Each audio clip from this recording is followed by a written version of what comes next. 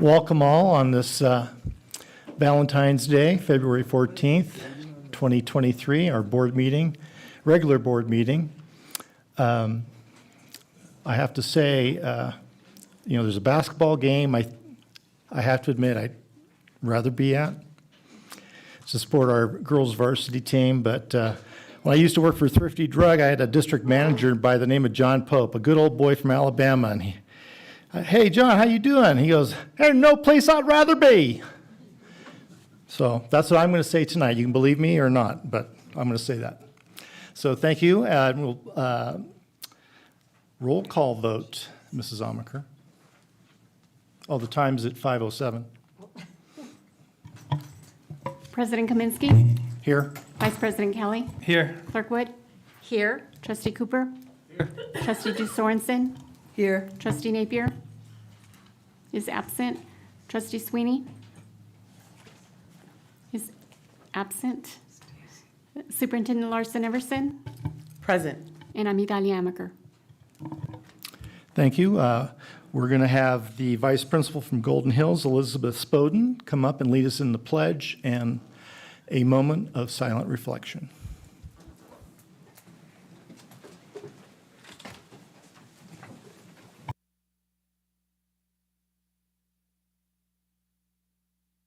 There you go. Put your right hand over your heart. Ready, begin. I pledge allegiance to the flag of the United States of America and to the republic for which it stands, one nation, under God, indivisible, with liberty and justice for all.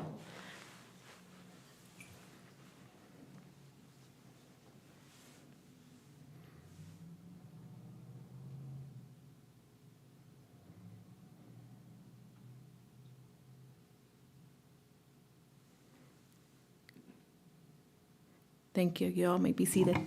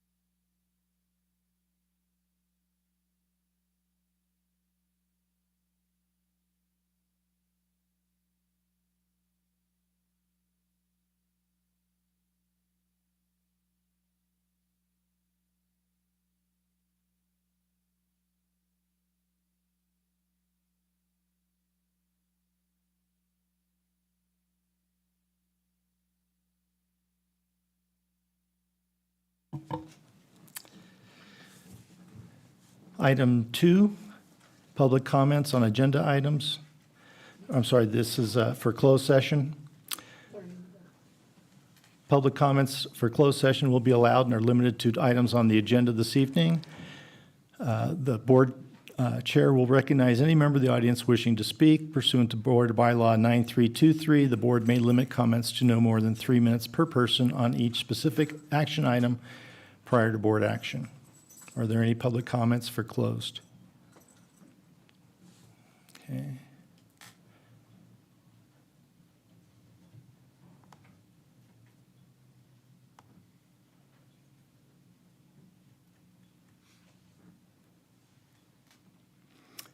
Okay, for closed session, we will go into closed session at 5:10.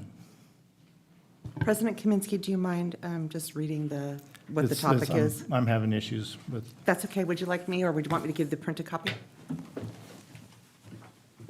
Oh, here we go. Mel? Would you like that? Just right here. I think if you just. Yeah, it's. Do you want it bigger? Did you want this part bigger? Oh, no, it's all right. Okay. Thank you. So the board will be in conference with labor negotiator, designated representatives, Stacy Larson Everson, superintendent, and Candace Bedoyan, legal counsel, employee organization, TAT.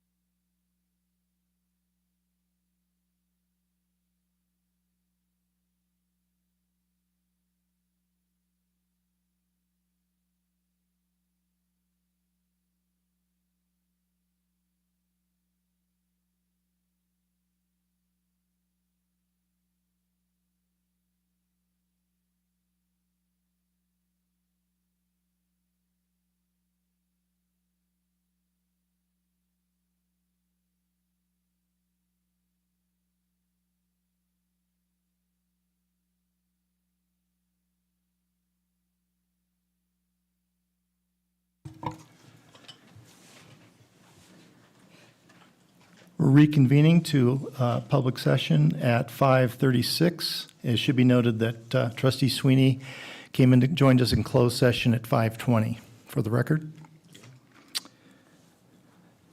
And there is no report taken in closed session. Approval of the agenda.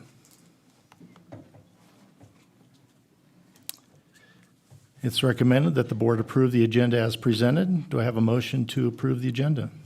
Kelly, make the motion. I'll second. It was motioned by Vice President Kelly and seconded by Clerk Wood to approve the agenda as presented. All in favor, say aye. Aye. All opposed? Passes unanimously. General function. Superintendent Larson Efferson. Thank you, President Kaminsky. Good to see everybody this evening. Bear with me. Tonight we have a little bit longer of a presentation. I'll try to move through it quickly, but lots of important things to cover and good information to share. But before we get into the nitty-gritties of the night, obviously, we're going to start with our tradition of sharing hoorays. If you go to the next slide. And we continue to model this strategy of sharing the good as we ask our administrators and teachers to do with capturing kids' hearts and trying to inspire our students and to focus on all things that are good. So let's go with our first hooray for the evening. This one comes from me on January 27th. We held a professional development. It was one of our 2 teacher professional development days that we have during the school year. You can see some pictures there. We had this room converted from the traditional boardroom into a professional development room, as well as the PD room around the corner. And the focus of the first half of the day was on additional ways to build supportive relationships with our students. And the second half of the day was customized by each one of our school sites to reflect their unique implementation of capturing kids' hearts and the work that they're doing to meet the needs at their school site. So this is a big hooray. Hooray! I see nobody needs training on the hoorays tonight. This is really good. All right, I'm going to invite up Mrs. Ray, our principal from Tompkins Elementary, and she's going to share a hooray. So we participated in the Kindness Week, and we had the students and teachers and all of our staff. They got a heart, and they got to write a compliment to someone. And those are up there in our cafeteria. And then on one of the days, they created a chain on ways that they can be kind. So some of the things were sharing the bike on the TK playground. And then we made the chains at the top. And also they performed random acts of kindness as a class on the campus. And so we put that all together, and kindness is blossoming at Tompkins. So hooray for kindness. Thank you, Mrs. Ray. We can go to the next slide. I'll invite Ms. Lebetique to share her THS hooray. This is my MHS hooray for Monroe. It's fine.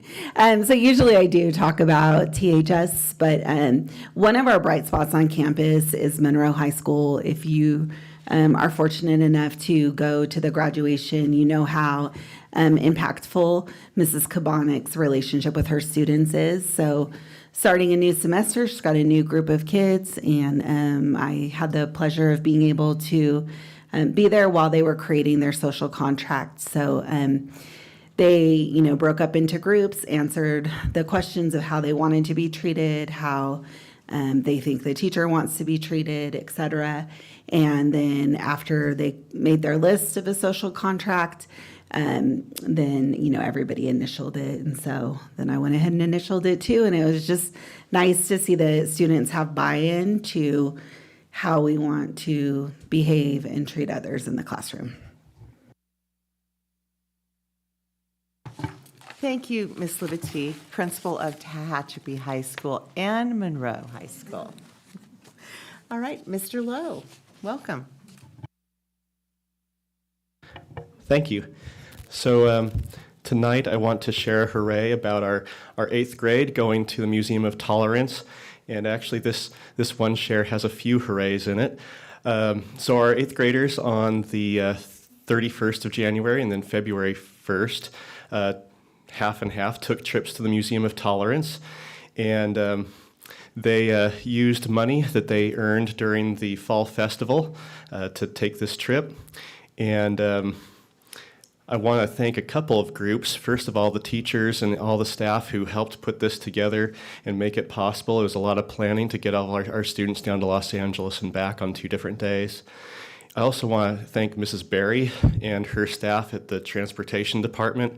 It was difficult to make sure we had all the buses that we needed. They really had to move things around and work hard to make that happen, and they did it. It was awesome.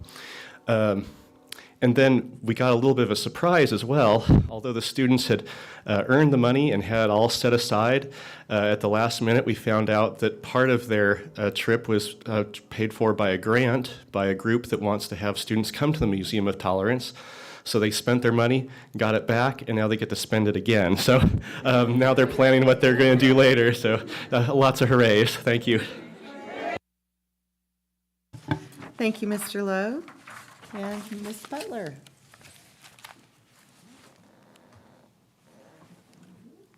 Mrs. Paxton, would you like to fill in for Ms. Butler? Okay, what is the hooray? Let's see.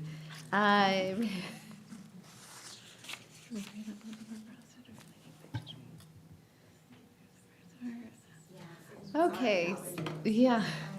So analogy posters, I wasn't actually there for this, but I know that they had a great session on this and made beautiful posters. Were you there on this? Yeah. Do you want to share? Okay, sorry. So during our district MTSS meetings, one of the things that we did was create an analogy. So tier 1 is like, so for THS, ours was about exercise, right? Exercise is for everyone. Sometimes, if you're like me, you might need like a few accommodations to do some push-ups like on your knees or you walk. Sometimes, you need more assistance, like a chairlift to get into the swimming pool or things like that. And so we did our 3 tiers that way. CV is a party. Tompkins was the plant. There was a potato bar a baked potato bar over at Golden Hills, and then JMS, Taco Tuesday. So that was our hooray. So the point of those analogies is really to talk about what our universal supports are for all students, right? And how we look at intensifying supports depending on students' needs. So thank you, Mrs. Libatique, for stepping in. All right, Mrs. Bailey.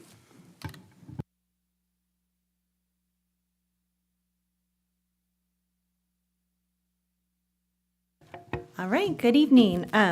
So our team has been hard at work this year around the district and site foci of increasing academic student discourse, improving conceptual understanding in mathematics, that's our site focus, and then providing students the structure and support to write across all content areas using right from the beginning. So our good thing this month is that we are seeing an increase in students engaging and participating in academic conversations about content. And we are noticing greater numbers of students thinking critically and having deeper and more meaningful conversations. We are also seeing students using thinking maps in lessons and creating structured pieces of writing demonstrating comprehension of academic standards and progress in their writing abilities. And so the pictures you see are students in Ms. Lozano's class. They're collaborating and working together.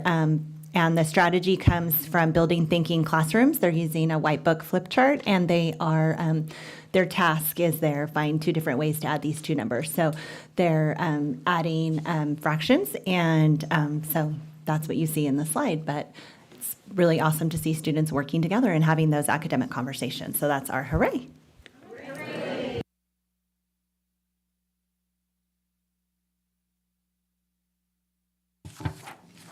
Mrs. Markison.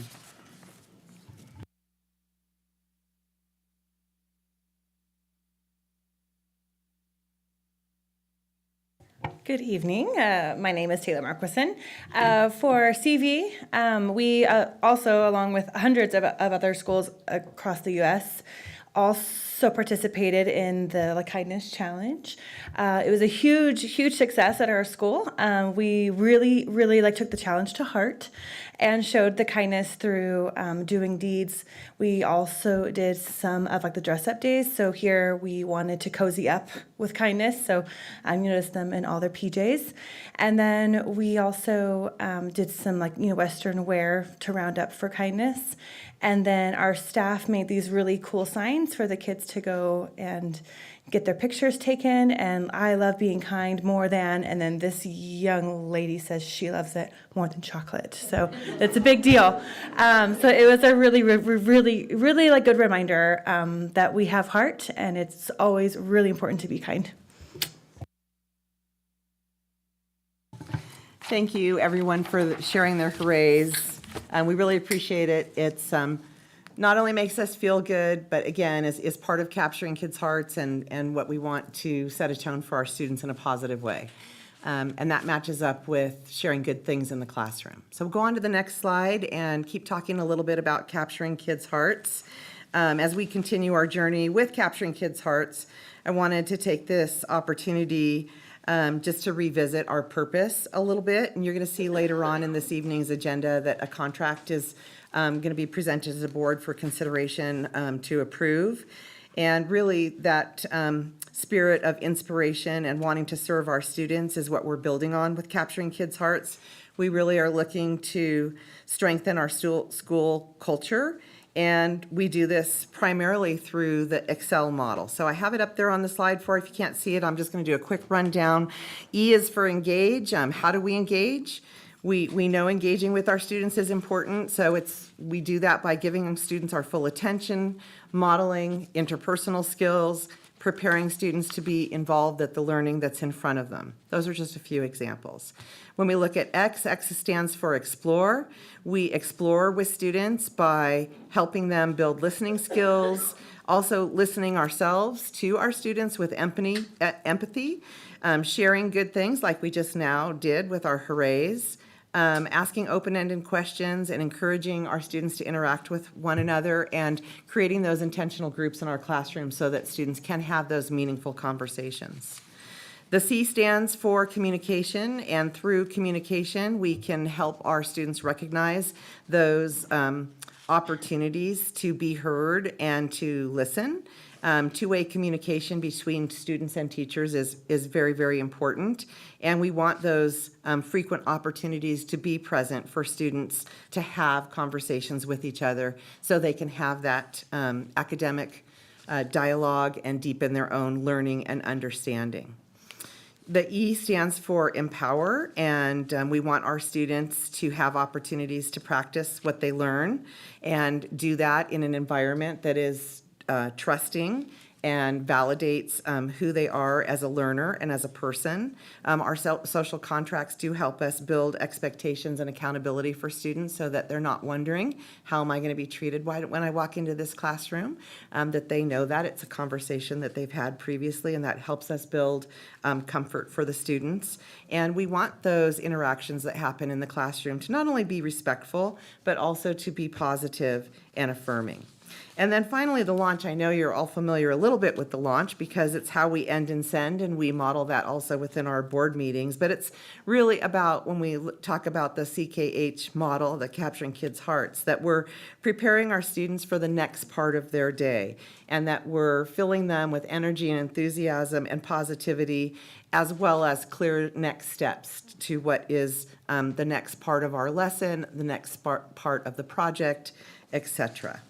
So, again, later this evening, you're going to consider approval for the contract, and I just wanted to spend a little bit of time revisiting what the key components of Capturing Kids' Hearts are, and that we really feel strongly that we want to continue to build the capacity of ourselves, of our students, and move forward to deepen our knowledge and implementation of Capturing Kids' Hearts over the course of the next school year.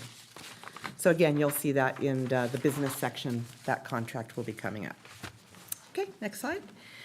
Quick look at enrollment. Again, on the far left is week 26, which ended February 3rd. You'll see all of the school sites listed. Then there in the middle column are the numbers for 21-22, and then 22-23 is in that final column. And you'll notice that for this point in the school year compared with last year, we're up 60 students. Let's go on to attendance on the next slide. And this is a trend that we're continuing to see as an improvement in attendance. Not to say that we still really have needs to address that relate to chronic absenteeism. And so we're constantly looking at our practices and strategies to help all of our students regularly attend school. We know how important it is for them to be here for their learning and also for the social emotional components too of interacting with the other students and with staff. But it's a good trend to see that it's going in the right direction. All right, next slide, please. Talk for a moment about FPM. So FPM, forgive me, Federal Program Monitoring, is implemented through the California Department of Education. It is a check and balance for categorically funded programs. And here's a little quote. I think I put it up on the slide that comes from the California Department of Education website. And there's a link down at the bottom there that we can look at in a minute. But what the website says is that FPM, or Federal Program Monitoring Instruments, are developed and reviewed by individual California Department of Education program offices on an annual basis. And program instruments may change from year to year to correspond with changes in federal or state law, regulations, or controlling judicial decisions. And this is a big part of FPM, is just trying to stay on top of what all of those changes are, because all of the programs that we implement are subject to change as things change in our educational world. So this is part of the process. There's a cycle that runs for schools to be, and districts to be reviewed every other year. Programs that are under review vary by cycle. So like one cycle, they might be looking at Title I programs, and another cycle they might be looking at English learner programs, and typically they toggle several different programs together. So this was our on cycle for this year. We had our review in November, and the areas you'll see there up in blue are the areas that we were reviewed in for this year: adult education, English learners, homeless education, physical education, student support and academic enrichment, and uniform complaint procedures. So there were a total of 66 compliance items, and they are a range of items in those different areas. And again, we had our visit in November. JMS was reviewed in the areas of English learners and PEs. Our adult ed program was reviewed in adult education.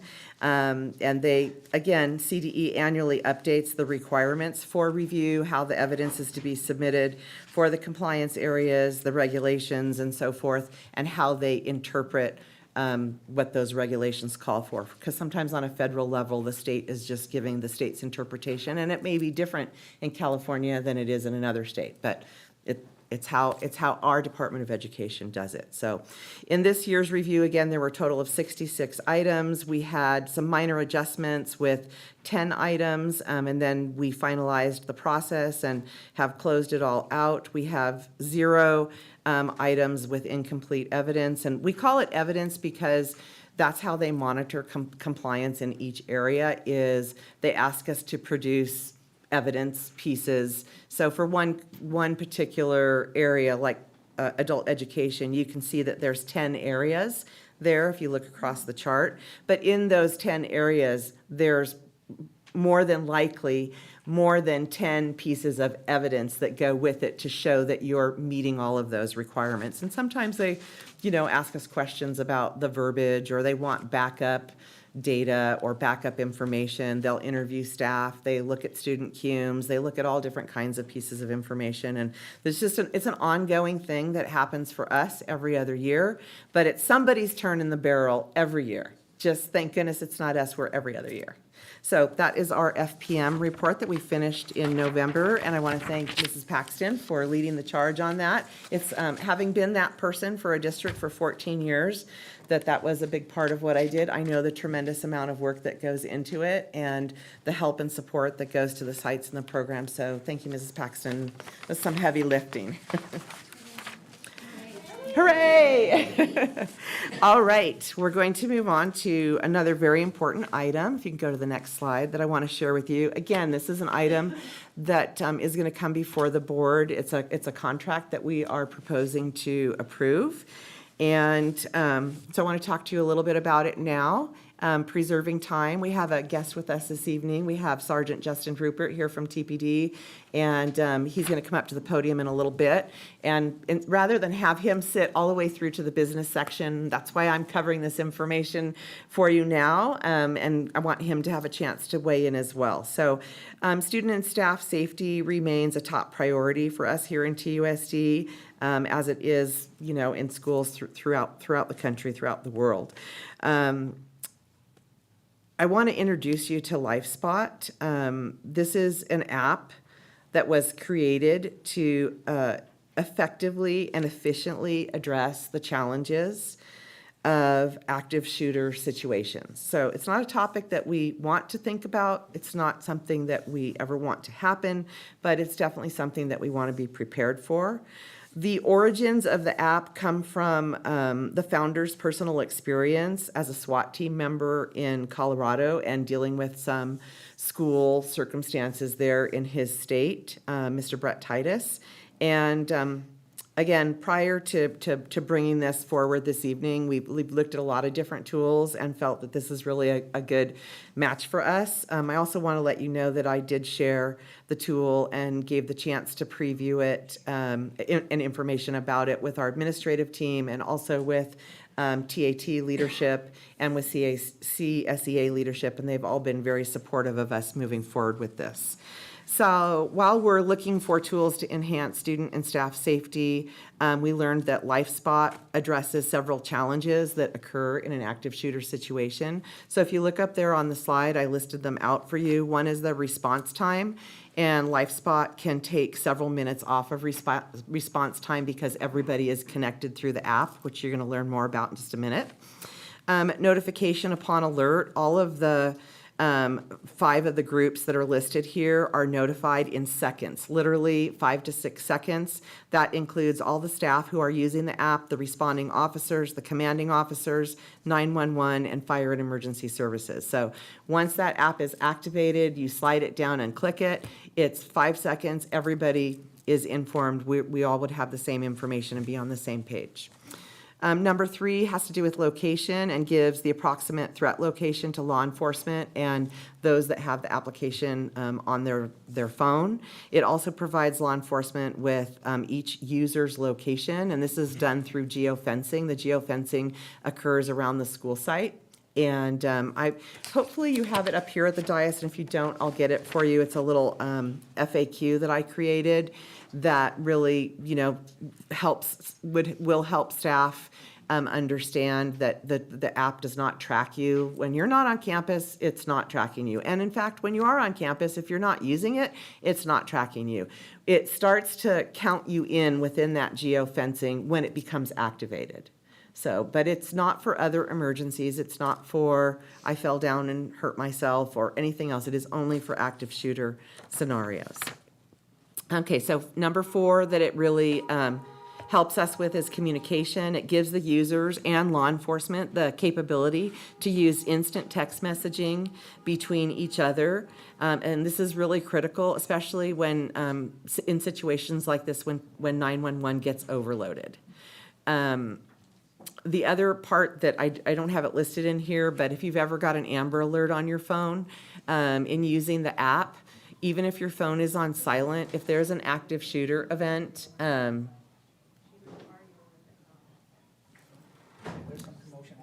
okay. If there's an active shooter event, there will be an alarm that goes off on the phone even when the phone is silenced.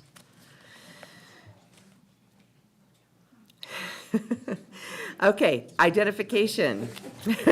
We're just going to keep rolling on through. Identification, the app helps us identify any armed staff to law enforcement or any volunteer or off-duty officers that might be reporting to the scene, because even if they're not on duty at the time, they could be around the corner, they get the notice on their phone, and they go to the school site. Number 6 has to do with seriously injured, that obviously what we want to do, whether it's students or staff, we want to get medical attention to those individuals as quickly as we can.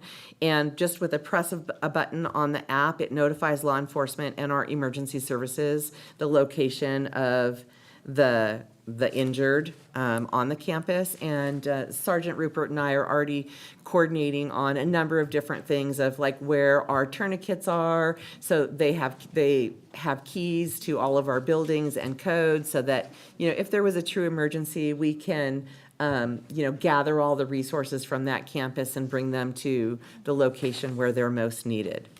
And then the final piece has to do with reunification. We all know when there's a crisis that we want to unify students, reunite them with their families. And this helps us identify who's safe and where different staff and students are located.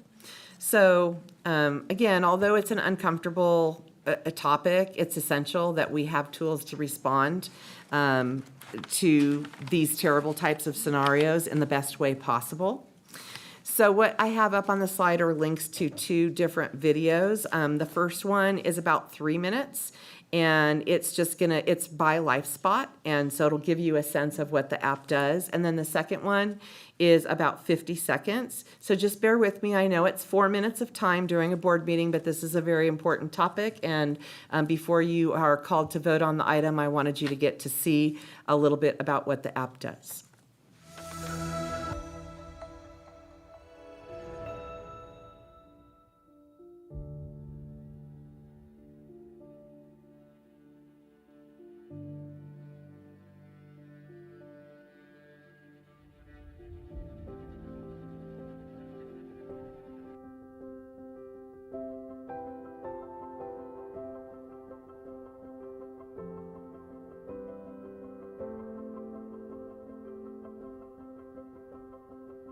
As a 30-year law enforcement veteran, I've been involved in thousands of tactical operations and hundreds of critical incidents.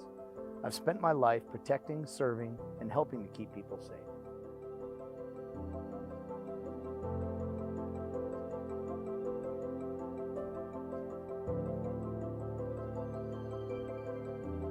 Now it's our mission to bring you those 30 years of planning and experience to protect as many people and communities as possible. We have faced the same 5 challenges in every active threat event. Response time. How do we get emergency responders to you faster than we do today? Notification. Who needs to know? 911, the officers on the street, people in the area that don't even know there's a threat. Communication. There's going to be hundreds of people calling 911 and only a few to take those calls. They're going to have critical information that's just not going to get through. Location. Where is the threat? And what's the fastest way for our responders to get there? Reunification. How do we communicate with everybody involved to bring them out safely and make sure everybody's accounted for?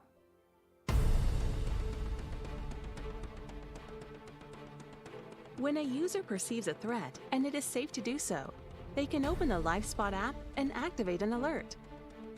Within seconds, 911, emergency responders, and all other users within the organization will receive critical emergency information. This gives the user valuable location information to make a better educated decision, to flee or fortify.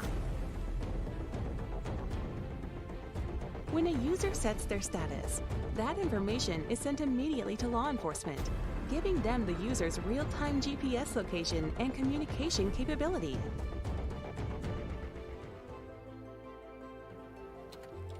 And this is why we created LifeSpot.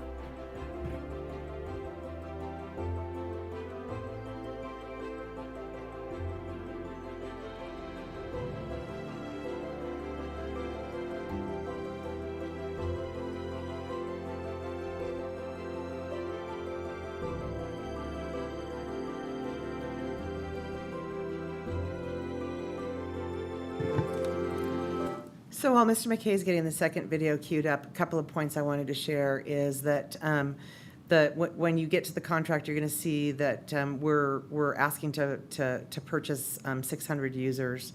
We recognize that we may have some of our staff members who don't want to have the app on their phone. This is not going to be a requirement beyond management. Management will be required to place the app on their district phone. However, for all staff, certificated and classified, we'll make it available to them if they want to be a user.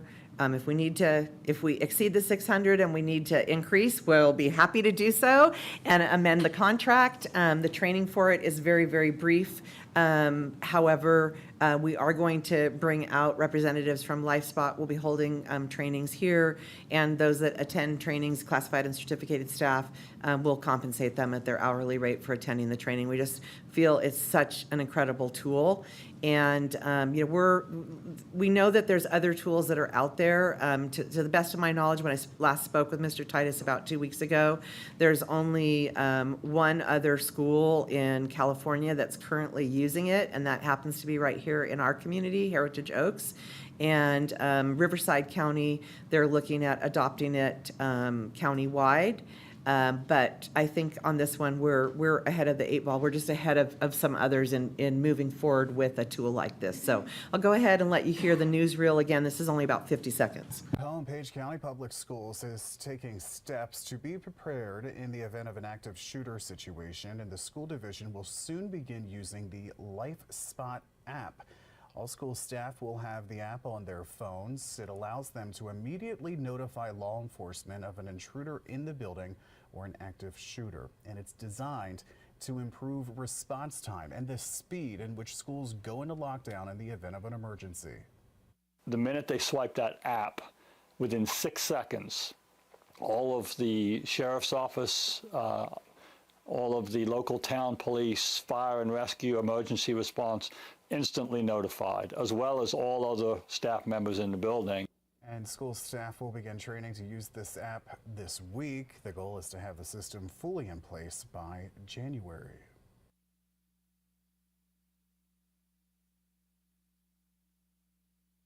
At this time, thank you, Mr. McKay. I'd like to invite Sergeant Justin Rupert to come on up to the podium. And while he's making his way up, thank you very much, Sergeant Rupert, for being here and taking the time to meet with me previously and coordinate. And Sergeant Rupert also attended the active shooter training that we did back in August, along with our SRO, Jeff Packabush. So welcome. And just wanted to give you an opportunity to share with the board and our community if there's other points that we haven't hit on so far, and from your perspective, how this would be a great tool for us. Awesome. Board, good evening. My name is Justin Rupert. I'm a sergeant with Tehachapi Police Department. I have about 16 years experience in law enforcement, and I did supervise one of the largest school districts in the Antelope Valley area for their school resource program for about 6 years. So it's not a foreign thing to me to consider active shooter response for a school campus. The one thing that the video doesn't really touch on is that for this app to be successful is you have to have a working relationship with your local law enforcement agency. If your local law enforcement agency will not participate, then the app is dead on arrival. You get no bang for your buck, I guess, right? So the local police department was originally contacted by Heritage Oaks School, like the superintendent talked about. They were looking into this program. They're really forward-thinking on their defense of their students, and that was one of the things that they had reached out to us on. I reviewed the program. I had no knowledge of it prior to their contact with us, and immediately found that in my experience, it was one of the best things I've ever seen as far as active shooter response, and bridging that gap of delay between when the first shot is fired and when law enforcement actually arrives. So we immediately got approval from the city and from our upper management, and began implementing the app for that school. At this point, all of our officers are trained in the app and have it on all of their electronic devices. So it doesn't matter where they're at technically in the world, they'll actually get a notification if the thing ever goes off.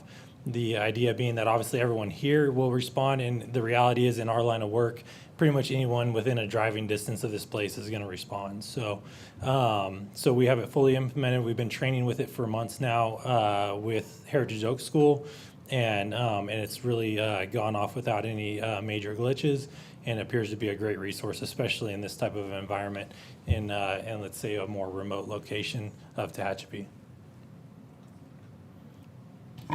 Thank you, Sergeant. Any questions from the board? Comments? I have a question. How does this compare to, you ever heard of the, my demo? How does this compare to the app Crisis Go? I haven't experienced Crisis Gov. I previously had worked with an app called Catapult.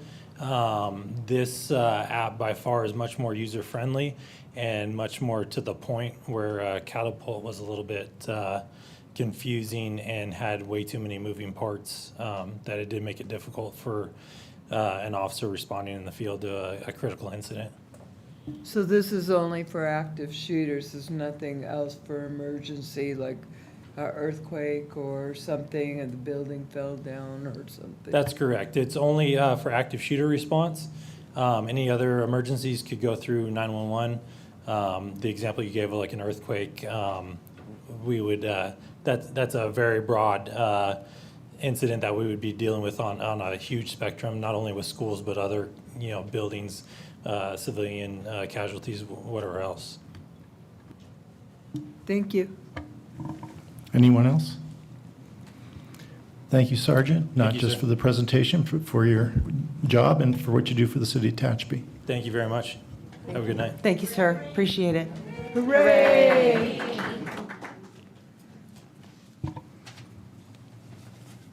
I have a question for the superintendent. How did you become aware of this? In my conversation with our former police chief, we were in contact on quite a regular basis, just, talking about school safety and other issues. He shared with me that they were testing, before they went into their first round of testing with Heritage Oaks. And I said, let me know how that goes. And in the meantime, while they were doing that, we were researching it on our end. Mr. McKay and I met with Mr. Titus, who's the founder of the company. We found it to be very user-friendly, and it felt really seamless that the department has already had some experience with it, found success with it. Then I met with Sergeant Rupert, and again, it's came from the relationship that we have here with our community partners. Have you suggested to Mr. Titus that he approach Kern County Superintendent of Schools? I did make that suggestion, but I thought we'd get over this hurdle first. You're welcome. Okay, so we're going to march on through the rest of this presentation, and I apologize again for the length of it, but again, very, very important topic. So just a quick shout out for our athletes at JMS. We have our boys and girls basketball currently underway. I have the stats. I'm not sure if these are 100% up to date. I think they have another game tomorrow. Is that right? So it looks like right now our 8th grade boys are 3 wins and 1 loss. Our 8th grade girls, 5 wins, 0 losses. Our 6-7 boys, 3 wins, 1 loss. And our 6-7 girls, 2 wins and 3 losses. So hooray for our JMS athletes. Hooray! We'll move on to our THS sports update. Our Tehachapi athletes are doing very well in our winter season sports, specifically in basketball, soccer, and wrestling. Our varsity girls basketball team clinched an undefeated South Yosemite Mountain League championship and is in CIF playoffs this week. Our girls basketball JV team also finished as defeated South Yosemite Mountain League champions. Hooray! Not to be outdone, our varsity girls soccer teams, both JV and varsity, also clinched league titles, and our girls varsity soccer are in CIF playoffs this week as well. So that's another hooray. Hooray! Our boys basketball and soccer teams won a handful of games this season, and our boys and girls wrestlers won medals in tournaments up and down the state. Overall, our community should be extremely proud of our students and athletes for their success. I know as a district, we certainly are. Finally, I once again want to thank Mr. and Mrs. Tom Shea for their generous contribution of time and the photographs that they submit for us to be able to share with you and the community so that we can highlight the accomplishments of our student athletes. Hooray! All right, moving on.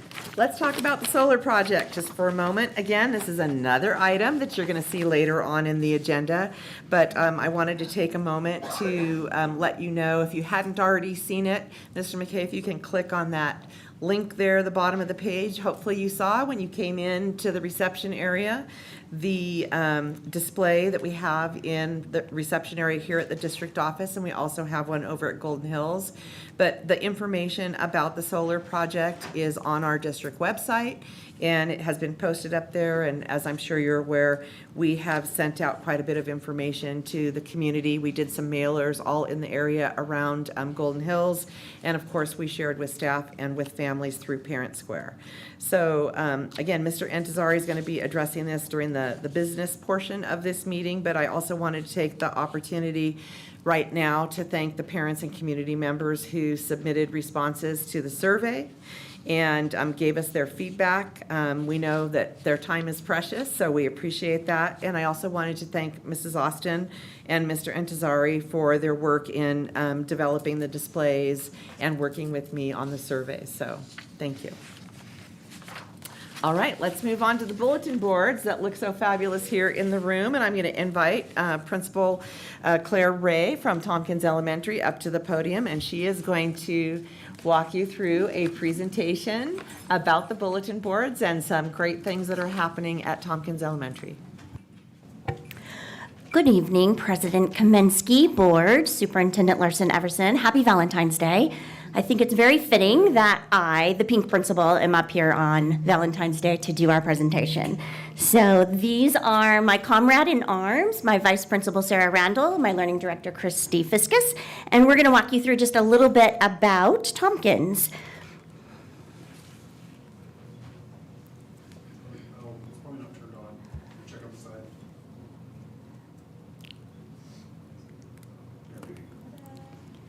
So our site foci this year is Accountable Talk. We're going to be also focusing on intervention, which includes win time, RTI and tutoring, PBIS, and of course capturing kids' hearts. So I'm going to talk to you a little bit about Accountable Talk. I know you've heard it before, but conversations between students allows them to practice the academic language they are absorbing and using from sources such as the teacher, texts, media, and peers. And we have some pictures here for you of some students in Mrs. Sasha's class. Here's some more student-to-student discourse with our students engaging in different projects. You see they're engaging in a book in the library, and they're conversing about different activities that they're doing in the classrooms. And I'm going to turn it over to Mrs. Fiskus, who is going to explain to you about illuminating intervention.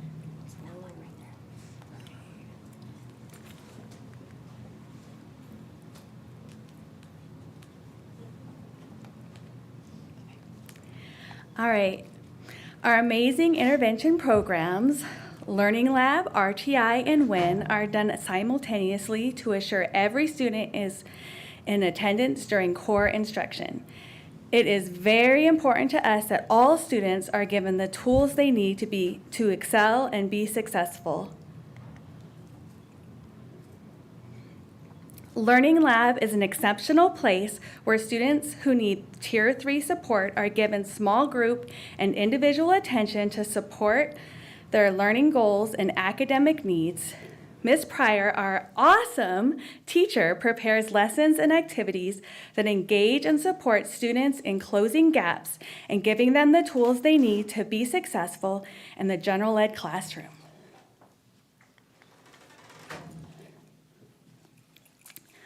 RTI. Ms. Ray has added math to our RTI program this year. Our amazing RTI teacher, who's actually here, yay, hooray! Lori King and her excellent paraeducators, Mrs. Lopez and Miss Allen, provide intervention to our Tigers who score in the bottom 10% on the iReady diagnostic and are in need of Tier 3 support. She carefully selects academic lessons to help her students close the gap in their education. The amazing way that Tompkins' team assures students are placed and exited from the program as needed makes the attendance fluid and intentional. A student can test out if they score well on the iReady assessment mid-year and join their class during win time. And that brings us to win time. Win time is a time when teachers meet their students' individual academic needs. Our What I Need time provides students with support in areas in need of growth. At this time, students are given UDL, Universal Design Learning, or choice of activities that meet their individual needs. Teachers provide engaging small group lessons and fun interactive activities to meet each student at their level. Whether they are closing gaps or excelling above grade level, all students are being supported on the journey to success. All right, tutoring. Our amazing tutoring teacher team is Miss Freeman, woohoo, Mrs. King, Mrs. Sasha, woohoo, Mrs. King and Mrs. Sasha, Mrs. Napier, who's also, I saw her here, awesome, and Mrs. DiUlio and Mrs. Pryor are pictured above and our picture up there. For tutoring, students are chosen using several resources to ensure it is offered to those who need it the most.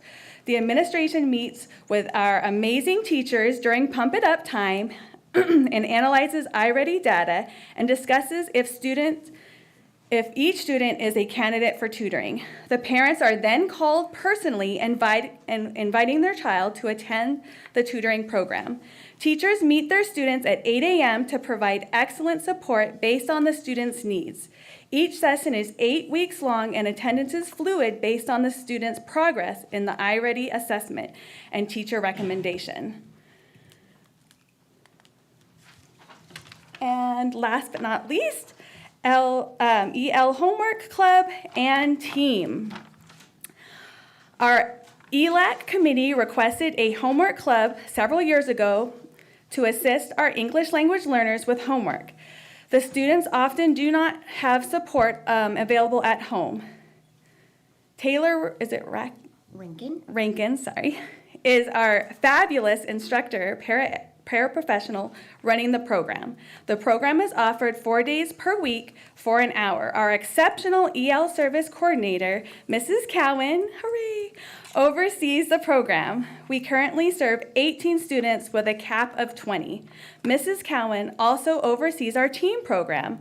TEAM is a state-funded, free 3-hour program Monday through Friday that offers homework assistance, physical education, STEM enrichment opportunities with supper included. Its vision is to produce young adults who are academically self-sufficient, have healthy family and social relationships, and are contributors to the community in which they live.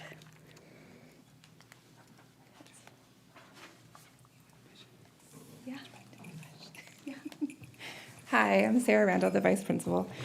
So a big part of my job is PBIS, which stands for Positive Behavioral Interventions and Supports.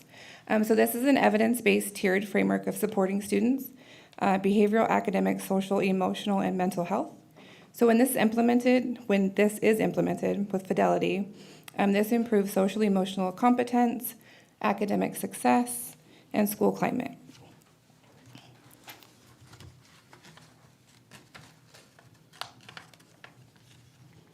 It's like, where are my pictures?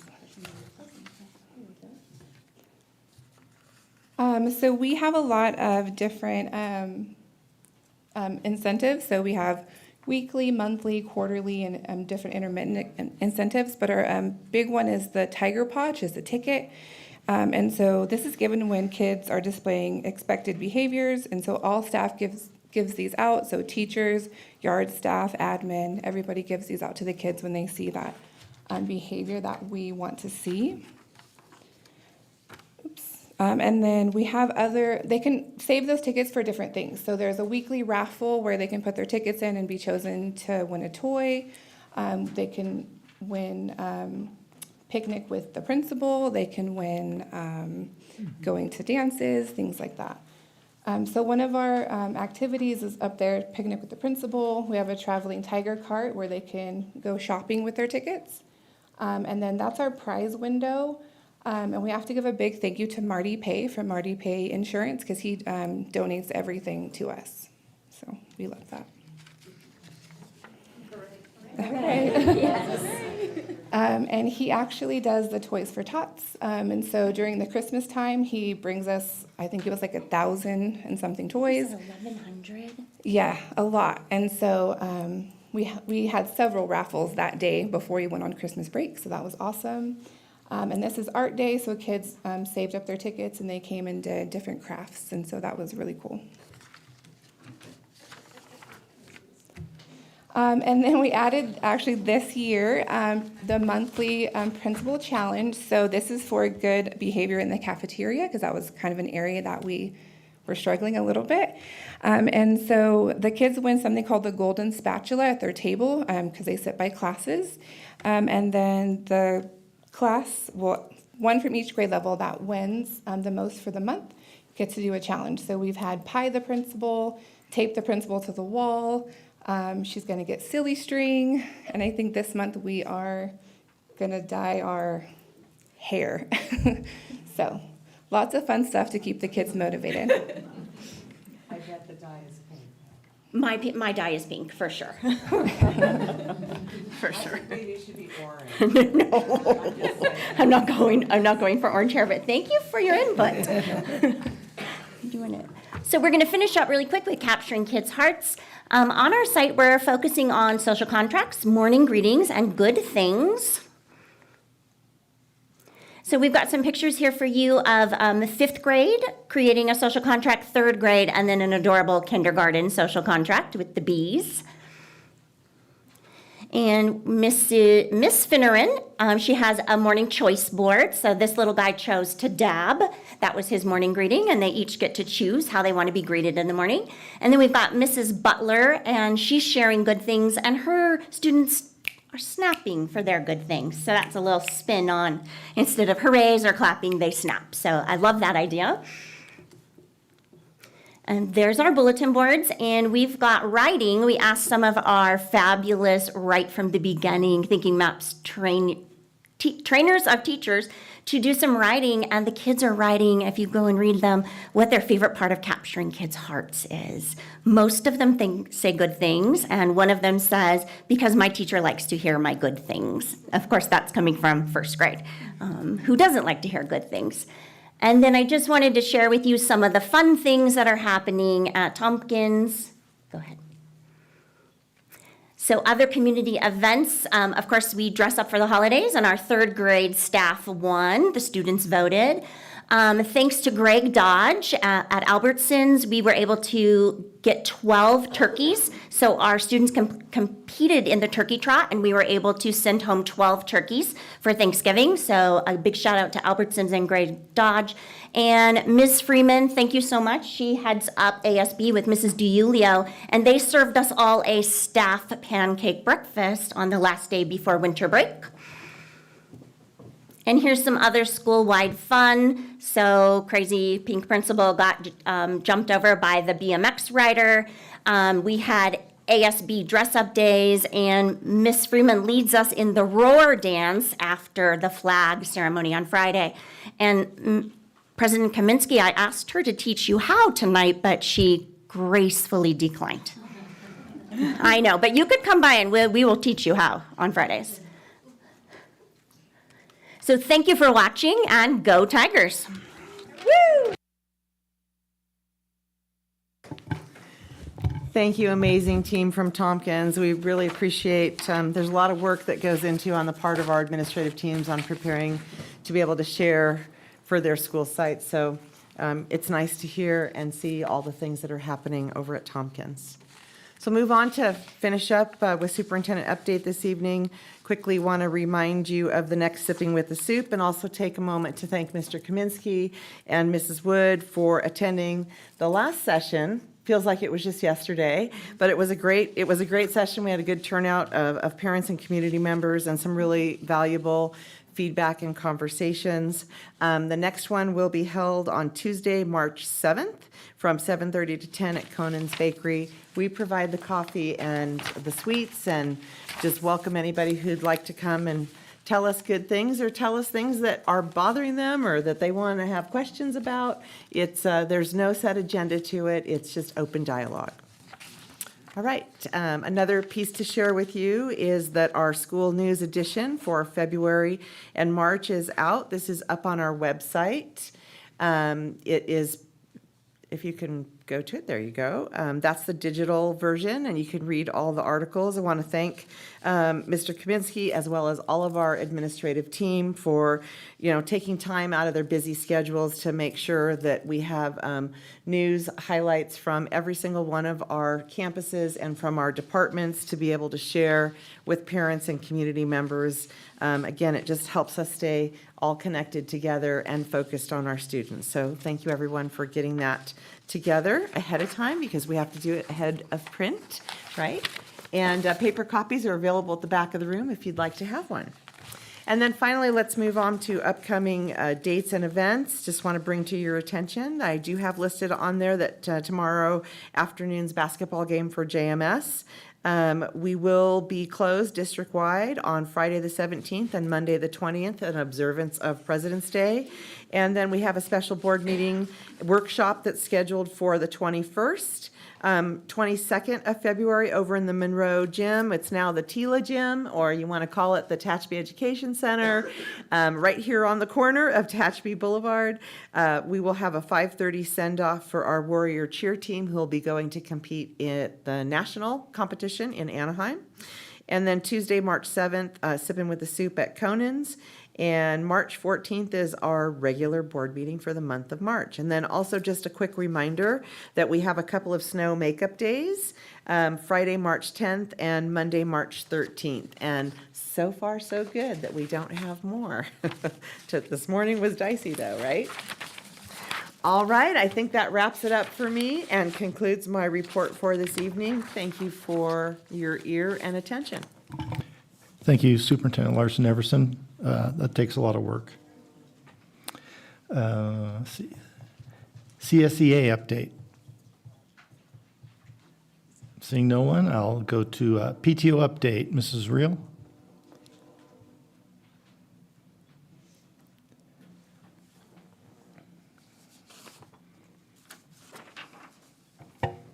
Hi, I'm Brandy Reel, and I'm the president of the Golden Hills PTO.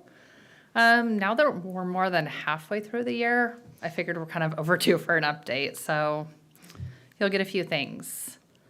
The year started with a new to us fundraiser from Step It Up called the Day of Awesome. It was hugely successful. Friends and families donated to the school, and then theoretically we have this really cool field day. We have had to reschedule twice due to weather, so keep your fingers crossed for April 14th for us. Let's see. Yeah, it was super successful. We'll be leaving next year's PTO in a better place financially because last year was rough for us. We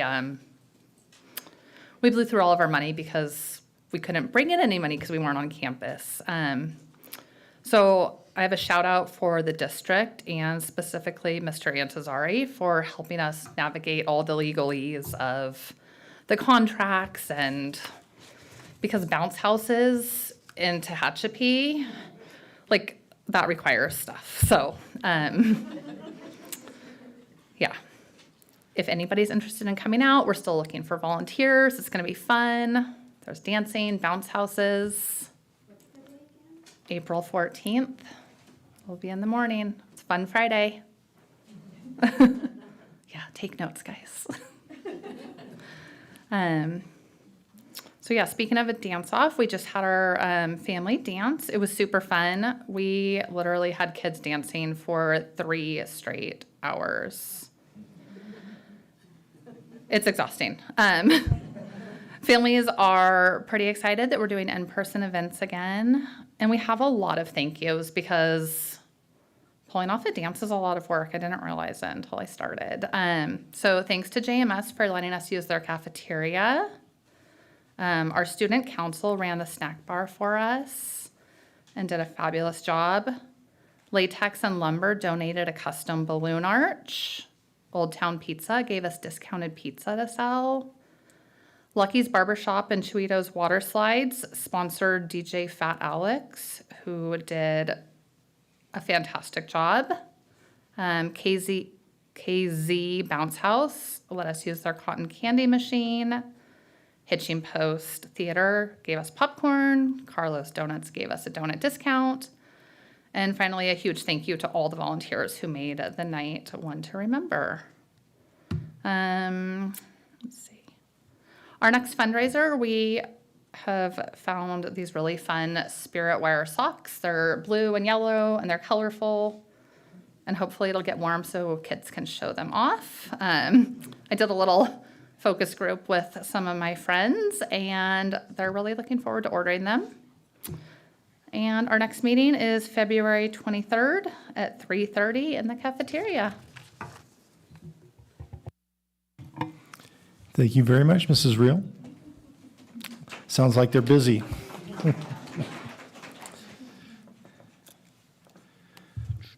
Oops.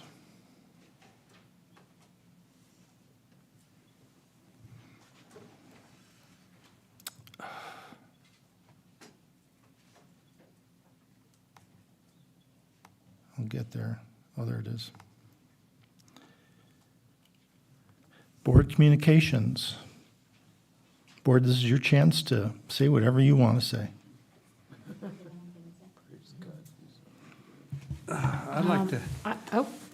I would like to communicate a little bit of experience with the teachers. I came by on the 27th during these days, and that's the one time I think I've seen all of the teachers smiling.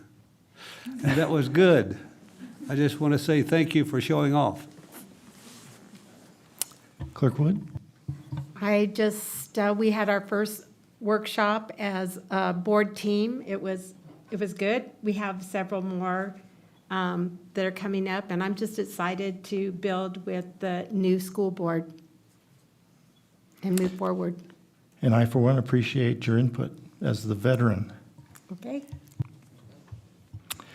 And I had let's see, Dr. Porter took me on a little tour of TILA, and I saw 3 staff members that were on my staff at JMS, so that was good to see them. Or was it 4? Oh, Mrs. Chiarini, that makes 4. She wasn't on my staff at JMS, and attended the THS staff meeting, and I was in the business department to take care of some personal business, and Mr. Intezari was kind enough to introduce me to all the staff there. Some of them I did not know. So thank you, Mr. Intezari.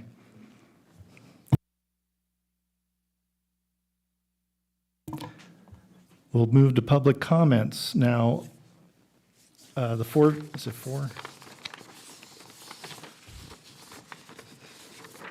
The 4 teachers, did you want to wait till we come to the contract?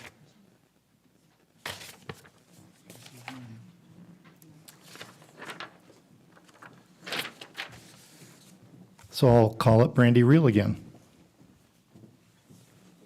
This one's on the solar. Maybe she just thought she had to have a paper. So this is in the solar. Okay. Okay, Ms. Purdy.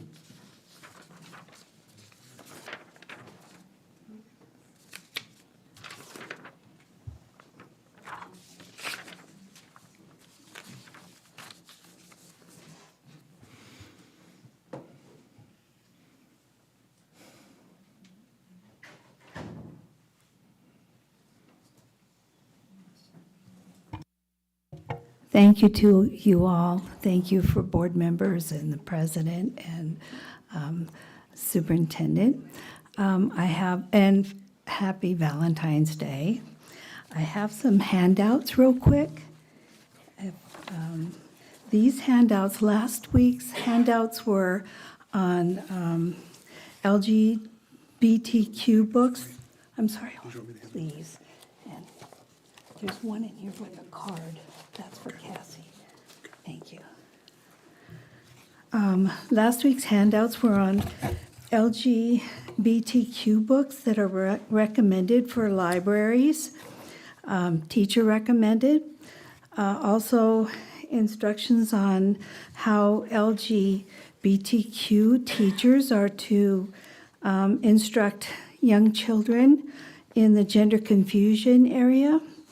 And this time I have some interesting, thank you, paperwork on how you can get politics. One of them, this one, is on how to get politics out of schools, or a way or a wish to do that, to try to do that, get CRT and the things that go along with it. And this one is a vocabulary where you learn about the things in education that are buzzwords that are directed toward CRT that's in education. And that's all I have. Thank you so much, and have a good evening. Thank you, Mrs. Purdy. Appreciate your input.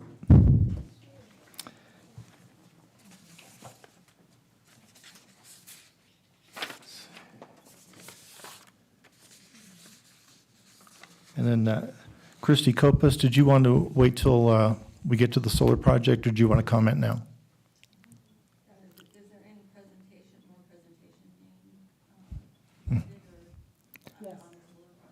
Yes, there is. Okay, thank you.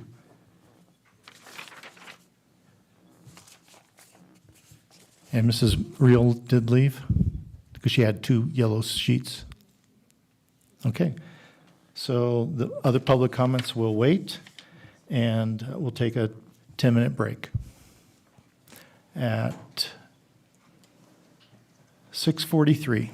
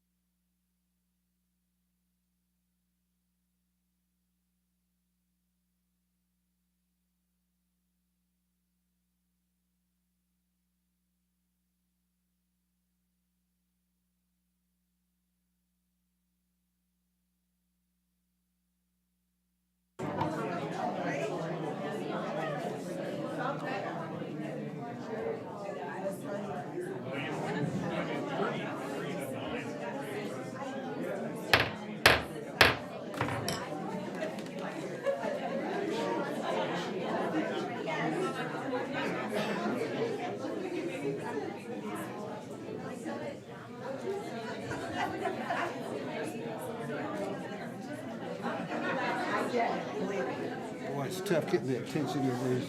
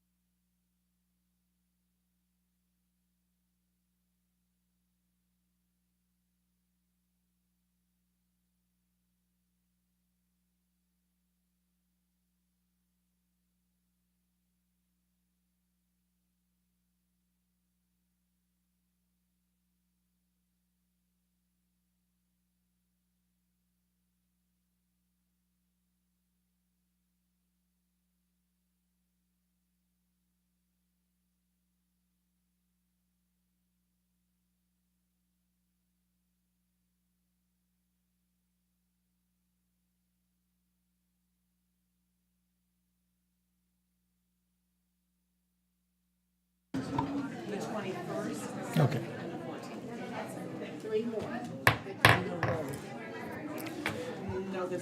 Thank you, Mrs. Amaker, for your assistance.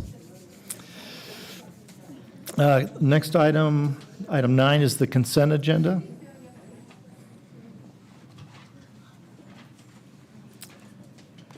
Is there any board member that needs to pull anything, questioned about anything?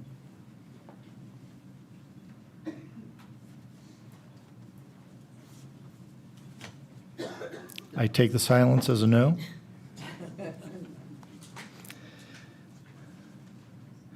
And it's been recommended that the board approve the consent agenda as it was presented.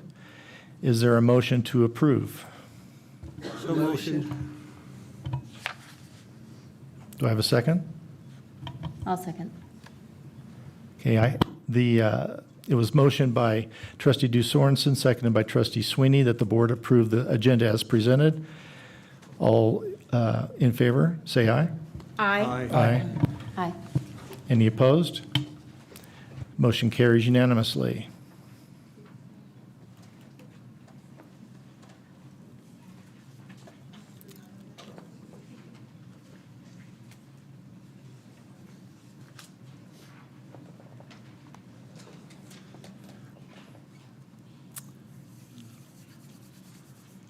Okay. Superintendent, item 10. Number 1, information item, personnel department update. Thank you, President Kaminsky. We've got a lot of presentations this evening, so keep your seatbelt buckled as we move through. We'll welcome Dr. Romero to the podium, and she's going to share just a little information with you about our recruitment efforts, what things are looking like for 23-24, and take it away, Dr. Romero. Thank you, Superintendent Mrs. Larson Everson. Good evening, trustees and President Mr. Kaminsky. This is just a quick update, so I just want to let you know where we were and where we are and where we're headed. So the first, sorry, Ryan, I didn't know you gave me a clicker. Would you like to do it? Thank you. I appreciate your help. So a look back at 2022, 2023. So even though it's a look back, it's where we are today, but how did we get here, if that makes sense. So we began recruitment efforts in mid-February of last year. We sent out intent to return notices in January to teachers. I still had to attend virtual job fairs, which were difficult and not fun. I was able to attend an in-person Cal State Fresno job fair in March 9th. So that was exciting to be back with recruits in person. We continue to do outreach efforts on EdJoin, Indeed, Handshake, and our university partners. For those of you who aren't familiar with Handshake, it's a tool that universities and colleges use for potential employers to recruit directly to the students. You kind of think of it as their EdJoin. So you have to apply to the university through Handshake. They kind of vet you and see if they are going to allow you to recruit their students. So when we began this school year, we were still recruiting teachers due to resignations, retirements, and unexpected relocations. We currently have one position that we're still recruiting for mid-year due to a retirement.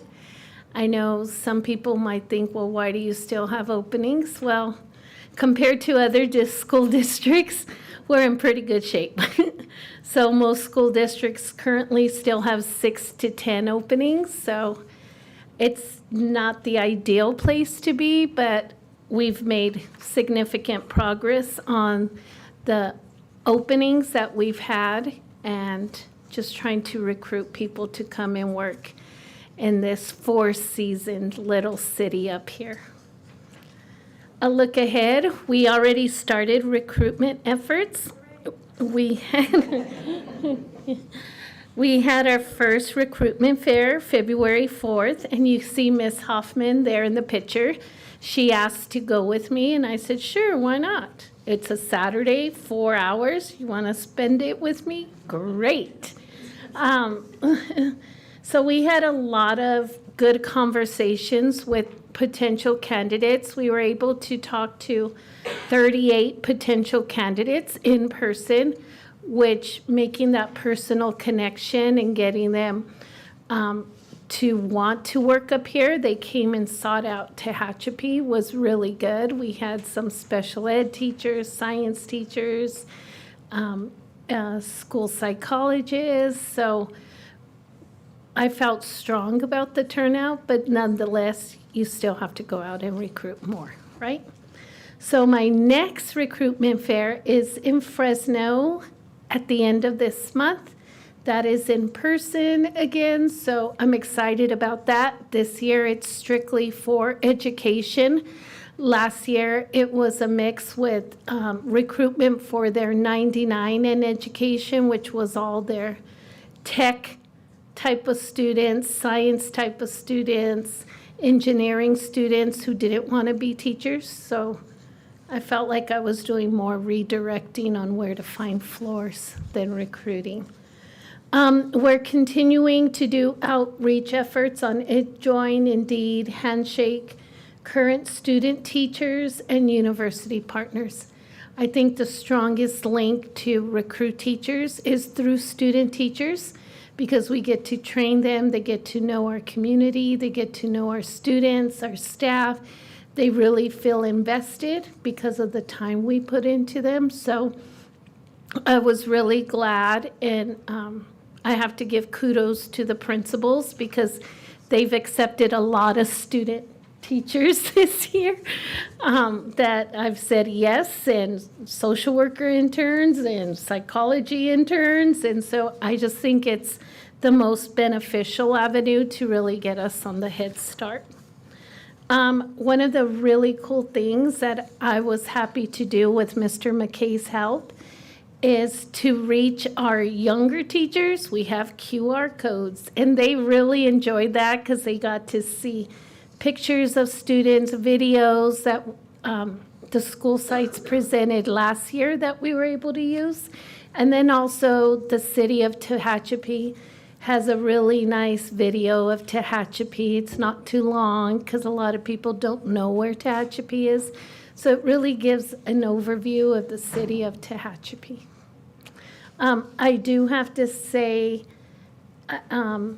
Kaminsky, President Kaminsky brought a question about our substitute pools. So pre-pandemic, we had about 88 teacher substitutes that actually worked.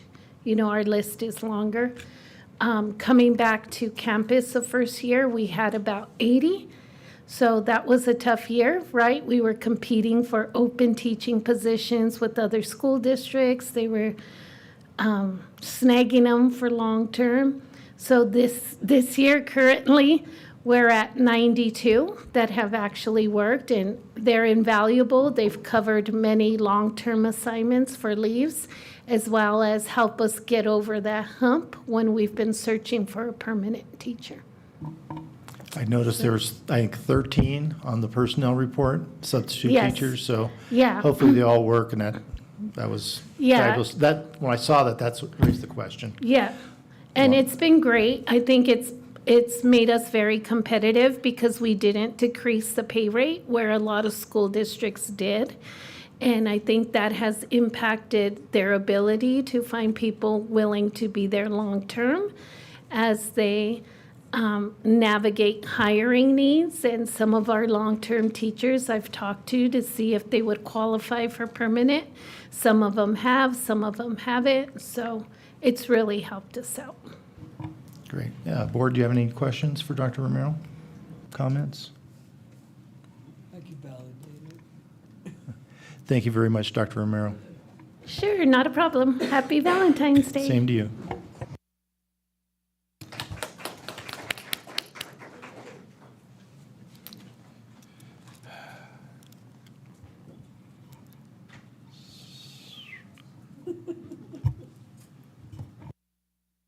Would you like me to keep going? Sure. Number 2, information item, special education department and program update. Yes, thank you, President Kaminsky. At this time, I'm going to introduce you to Dr. Solomon DeFrancis. He is our Director of Special Education, and he's going to provide us this evening with a presentation and a comprehensive overview of our special education programs and services here in TUSD. And if you haven't gotten a chance to get to know Dr. DeFrancis, he is definitely an amazing team leader. Of course I want one. We're into QR codes, as you'll see on the, but we're just trying to make sure that we cover all the bases with methods to communicate with our families. All right, take it away, Dr. DeFrancis. So I want to get the mic right. So, good evening. Happy Valentine's Day. I'm Dr. DeFrancis. I'm the Director of Special Education for Tehachapi. This is a very extensive presentation, but hopefully it will shine light on all the great progress that the SPED team is doing and all the members of the SPED team. So, let's see here. I know I'll do it. Yeah, I think so, because my timing might be funky. So we're going to start with missions and value.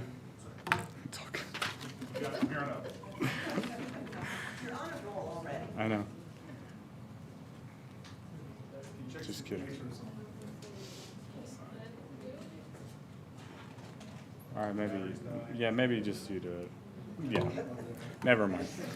We're going to get it. So our mission for the Special Education Department, designing an educational system that meets all students' unique needs. We are devoted to supporting all students and to prosper and flourish in innovative and comprehensive educational settings. And so what does that mean? When we're talking about students in the Special Education Department, we're talking about students that are successful in education, that they foster positive social emotional health, So that's that SEL piece. Creating interest and assurance and self-reliance in students. We want to develop independence, growing trusting relationships, establish understanding and kindness, setting and achieving goals. That's one of the biggest things that we do with our kiddos, our SPED kiddos.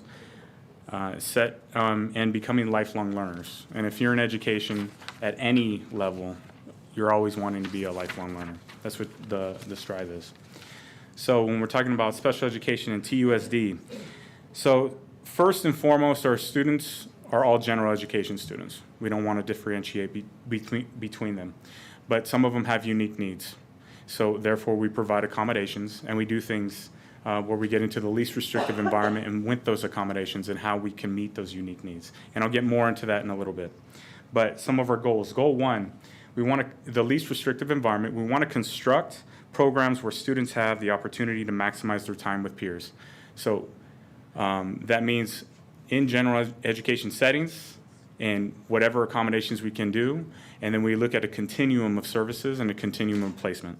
In goal 2, we're cultivating IEPs that are intended to meet each student's unique needs and access education and achieve their goals. So that's the depth and breadth of services. So values. We'll start with equity. Educational settings that are safe and create a sense of belonging for all students and staff. What is that? It's purposeful planning and implementing student engagement, learning opportunities, in the least restrictive environment. And some of these words are kind of cumbersome, and then I'll start jumping into acronyms because not only in special education, but in education we love acronyms. But I'll get into more details of what they are as the presentation goes on. So we're going to promote instruction and educational skills that are receptive to support the students' unique needs. Improve and reorganize the IEPs so that it's student strength orientated. Ensure special education students have opportunities to contribute in all facets of the school life. When we get into social emotional, that SEL piece. So individualized education programs that support students' social emotional needs. A lot of that is that capturing kids' hearts, that PBIS. Construct and cultivate instructional atmospheres that prioritize students' social behavior and social emotional needs, and create situations for students to exercise those social abilities throughout the school day. Promote mental health support through a continuum of services that address the IEP needs. Let's jump into instruction. So when we're looking at instruction, we're combining, one of the things that's big right now that we're pushing, one of the initiatives for the district is going to be academic conversations. The more that you get a student engaging in conversation where it's peer-to-peer, or they're talking and it's at 2-to-1. I want my students talking twice as much as I'm speaking, especially with that instruction.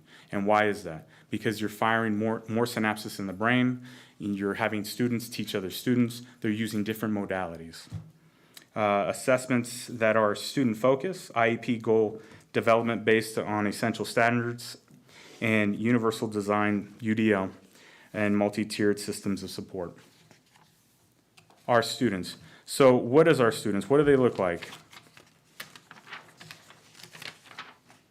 All right. So here's some numbers for you. I'm going to go back all the way to 2012. So we're going to go about 10 years here. Oh, thanks. That's good. In 2012, we were at 560 students with unique needs. I think one of the highlights is in 2017, we kind of spiked where we were up to 586.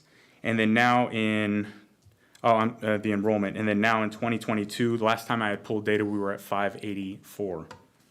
Go ahead. So we'll break it down by disability or eligibility. Not disability, we'll say eligibility. 589 students total. SLD or specific learning disability, 227. When you look at speech, it's 101. Other health impairment, 93. Emotional disturbance disorder, 15.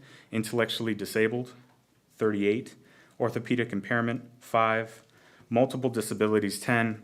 Hard and hearing, 10. Visual impairment, 2. Deafness, 1. Traumatic brain injury, 2. And then deaf and blindness, 1. So when I was talking about that least restrictive environment, I try and do visuals because it's a little bit more entertaining than just me talking, you looking at me and like a mouth moving. We start with the general education setting, and that's that circle that's on the bottom left. And we want to keep that student or all students in the general education setting as much as possible. But when there's certain unique needs that they need to achieve their goals, we have to start kind of playing with their program. That's when you get into your RSP setting. Maybe it's consult with just the general education teacher. Maybe it's a push-in services where the resource teacher comes in, checks on the kiddo. Maybe it's a pull-out for just a certain time during the day, for it's a period, a certain amount of minutes. And then when we start going into more restrictive, we're looking at the SDC setting, which is special day class.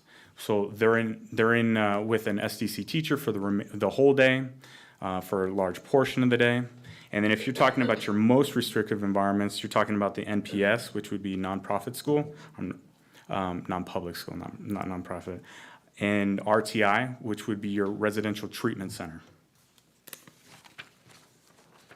So what does our demographic look like for our special ed kiddos? We're resources 229. Special day class, we have 246. For preschool, we have 27 kiddos, and speech, we're currently at 88. This was last data pulled. Obviously, there's influx constantly, but when I pulled the data, and this was in December. Resource are students with limited SAI minutes on consult or push-in or pull-out services. I had mentioned that prior. So meeting our students' needs. Now, knowing how many students we have in the special education program, how do we meet their needs? So kind of going back to that 10-year window, and we're looking at the 2012 to 2013, we were at 825. I think one of the big highlights that you can see on the chart there that spikes, well, one that drops and then one that spikes definitely is in 2019 and 2020. That's our COVID time. That was real fun. Just like the CDE makes everything as crystal clear as mud, it was the same thing in the special education department and getting IEPs done. How are we going to even roll these things out? How do we make these accommodations? How do we even have these meetings? How do we have them signed? I was not here at that time. I was an administrator down in Lancaster at that time. I was running around trying to figure out how to get 1,100 Chromebooks to students because we were going to do virtual learning. So this was a distant thought in my mind. So when you see that spike where they come back to 2020 to 2021, and there's 1,222 IEP meetings being held, you're scratching your head like, why is there so many meetings? It was a lot of the catch-up. It's that whole overflow from COVID. We're trying to get the wheels back on the car. We're trying to get it rolling. When we get to 2021, 2022, something more of a norm, 1,040 IEP meetings, and that would be more of a normal for us. So staffing and supports. Once again, looking at that 10-year window, if you're looking back at 2012 to 2013, that's pretty small, but if you go to the next slide, I kind of highlight some numbers. We were at 105 employees in the special education department. Since then, we've grown quite a bit. In 2022 to 2023, we're at 152 employees. We have 5 psychologists, 3 psychology interns, 5 speech pathologists. One of them is virtual. And let's see here. The special education teachers is currently at 28, but we are in the process of hiring a roaming RSP teacher and another RSP teacher too, and an SDC teacher. More realistically, we're looking at 32 special education teachers for the district-wide. Special education paraprofessionals, we're currently at 71. So one thing to also highlight is that year prior, we were at 61 paraprofessionals. So we have grown about 10 paraprofessionals. And also, I believe we were picking up another one. So we have an influx of support to meet students' needs. And we've had a small influx of students also. But when we're talking about students with unique needs, we have to provide them with every opportunity possible to have that FAPE, that free and appropriate public education. Let's see here. I think one of the highlights too was when I first came on, the speech department was hurting quite a bit. We looked at that. We went into, hey, 5 service providers for speech, also 5 paraprofessionals. That was something that we did not have. And they provide assistance to those heavy caseloads. That department is pretty beefed up. Also, I just set up some interviews for a speech language pathologist assistant. So we'll end up having 2 of those. And those are kind of in the business they call unicorns, because they are almost like a speech language pathologist. They have a certain amount of hours and some credentialing. They're higher than a paraprofessional in the sense that they can provide a lot of services, but they're not certified or licensed like a speech language pathologist, but they're rare to find, especially kind of in the remote area of the mountains. So pretty excited to be bringing that on board also. That shift too, prior to me showing up, we only had 3 psychologists, and one of them was actually half-time. And now we have 5 psychologists. So a lot of support in both of those areas. All right, so we're going to get into the state. What does the state look at? What does that actually mean? You see that nice little pyramid, and there's levels to it, right? And there's just levels and color coordination that they love to do with the state. I don't know why the CDE does the whole rainbow thing in the dashboard, whether it's academics, whether it's suspension rates, disabilities, but I put it in a triangle because I think it's pretty easy to look at that way, and we can talk about tiers. Base level obviously is going to be your target level 3. And most intense is going to be intense level 1. And of course, there's some monitoring that goes along with it when we're talking about that for the state. If you're at the peak of it and you're at the level 1 intensity, there's another area that I didn't even mention, but it's if you fail even at intense level 1, they put you in significantly disproportionate. And really what that is you have a lot of people over your shoulder, a lot of people from the state. They want a CIM, which would be a SIM. It's that compliance and improvement monitoring. There's a lot of data that you have to provide, that you're doing comprehensive coordinated early intervention services, a lot of just documentation, and you have to report to them constantly. So it's like a monthly basis. When you're talking about intense level 1, still part of the SIM process, which is that compliance and improvement monitoring, but you have some technical assistance provided. It is not quite as intense as significantly disproportionate. I can't speak now, but you are pretty close to it. And when you're talking about level 2, once again, still in the SIMS process, but the state isn't overlooking it. You actually just have to report it out. And then when you're looking at level 3, so now you're intense level 3, you're pulling it off. You don't have to conduct that compliance and improvement monitoring, the process, but you are going to have technical assistance. So there is going to be people monitoring you, overlooking your shoulder and making sure that you are doing the things. And then when you look at targeted level 2, the CDE identifies the LEA for level 2 monitoring, which means that you've been in disproportionality for 1 year. If you look at target level 3, which is pretty much the base, which is strange, why they did this, I don't know. You've actually been in disproportionate for 2 years, but you do not have any support from the state or the CDE. So we were previously identified as intense level 1. We are currently in targeted level 2. Thank you for switching that. And so what that means is, where were we disproportionate? What happened? A couple things that the CDE required us to do is identify it, do a data drill down, figure out what the issue is. Where we identified, and I had put it kind of in the italics, we were over-identifying African American students under the disability of specific learning disability, SLD. And I'll be frank, I'm a pretty direct individual. I actually emailed them back and I said that you're talking about a population that's under 10, and we're disproportionate by 1.5 person.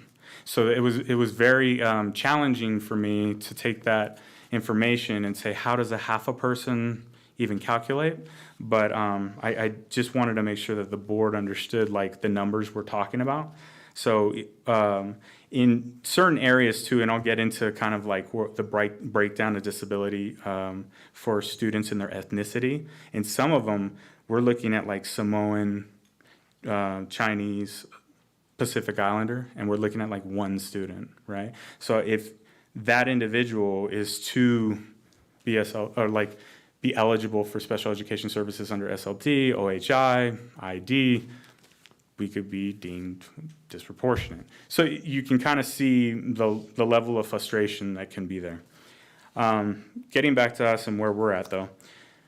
So we had to conduct an independent data drill down, and that's where we identified where we were disproportionate. At the end of the monitoring, we had to have a fully developed plan that seeks implementation of high leverage activities. I'm happy to say that we are actually completed all that progress requirements. We were done in August 2022. All right, so let's get into the SBAC, Smarter Balance Assessment Consortium. So ELA and math scores are projected on the board there, and all this information was pulled from the KIDS database, which is the Kern Integrated Data System. And when we look at students with disability, which is SWD, we have standards for ELA and math, standards not met for 46, nearly met 30, standards met 16, and the standards exceeded 8. When we look at the CAS, the science testing, we were not met 43 students, nearly met 54, and standards met 3, exceeding 0. A nuance that I think that we should all take account for is 34 out of 46 districts within our SELPA are in differentiated assistance. So that's, more than 70%. And then if you look at 30 out of 34 districts in our SELPA, they're in differentiated assistance due to their students with disability population. So the goal is to provide FAPE at these students' learning level. We want our students to succeed, we want our students to grow, but there's certain unique needs that we have to address and we have to account for when we're talking about this test. So this has the breakdown, and kind of hard to see, but it's the breakdown of disabilities for each student group when I was talking about Chinese, Japanese, Native American, Caucasian, and Latino. And it shows the percentages of what group is eligible for special education. And then also our suspension rates. So one of the big spikes, something to take notice for in the suspension data, is when you're looking at 2020 to 2021, I think every administrator was super happy because you didn't suspend anybody, right? And I think teachers were pretty happy too, because if a kid was acting up or not following along, they just got to go to a breakout room. But if you see us come back to 2021, 2022, there's this huge spike, right? And it is, if you look at the number, it's like just under 8%, right? But with COVID, there were things that we didn't account for and things that it did, especially with students with unique needs, that we couldn't have been prepared for. We didn't see coming. If you did, you had either a crystal ball or you just walked on water. But the reality was the social emotional and the trauma that it did, especially with kiddos that traditionally they struggle with making relationships, that interpersonal relationship piece. And then you put them in isolation, you put them in front of a computer, and then you have them come back. They're going to struggle in just being socially appropriate or having socially appropriate behaviors. And I think that's where you see a lot of that spike with the suspensions. Thanks. All right, so MTSS, multi-tiered systems of support. So I'm gonna take a drink. I'm talking quite a bit.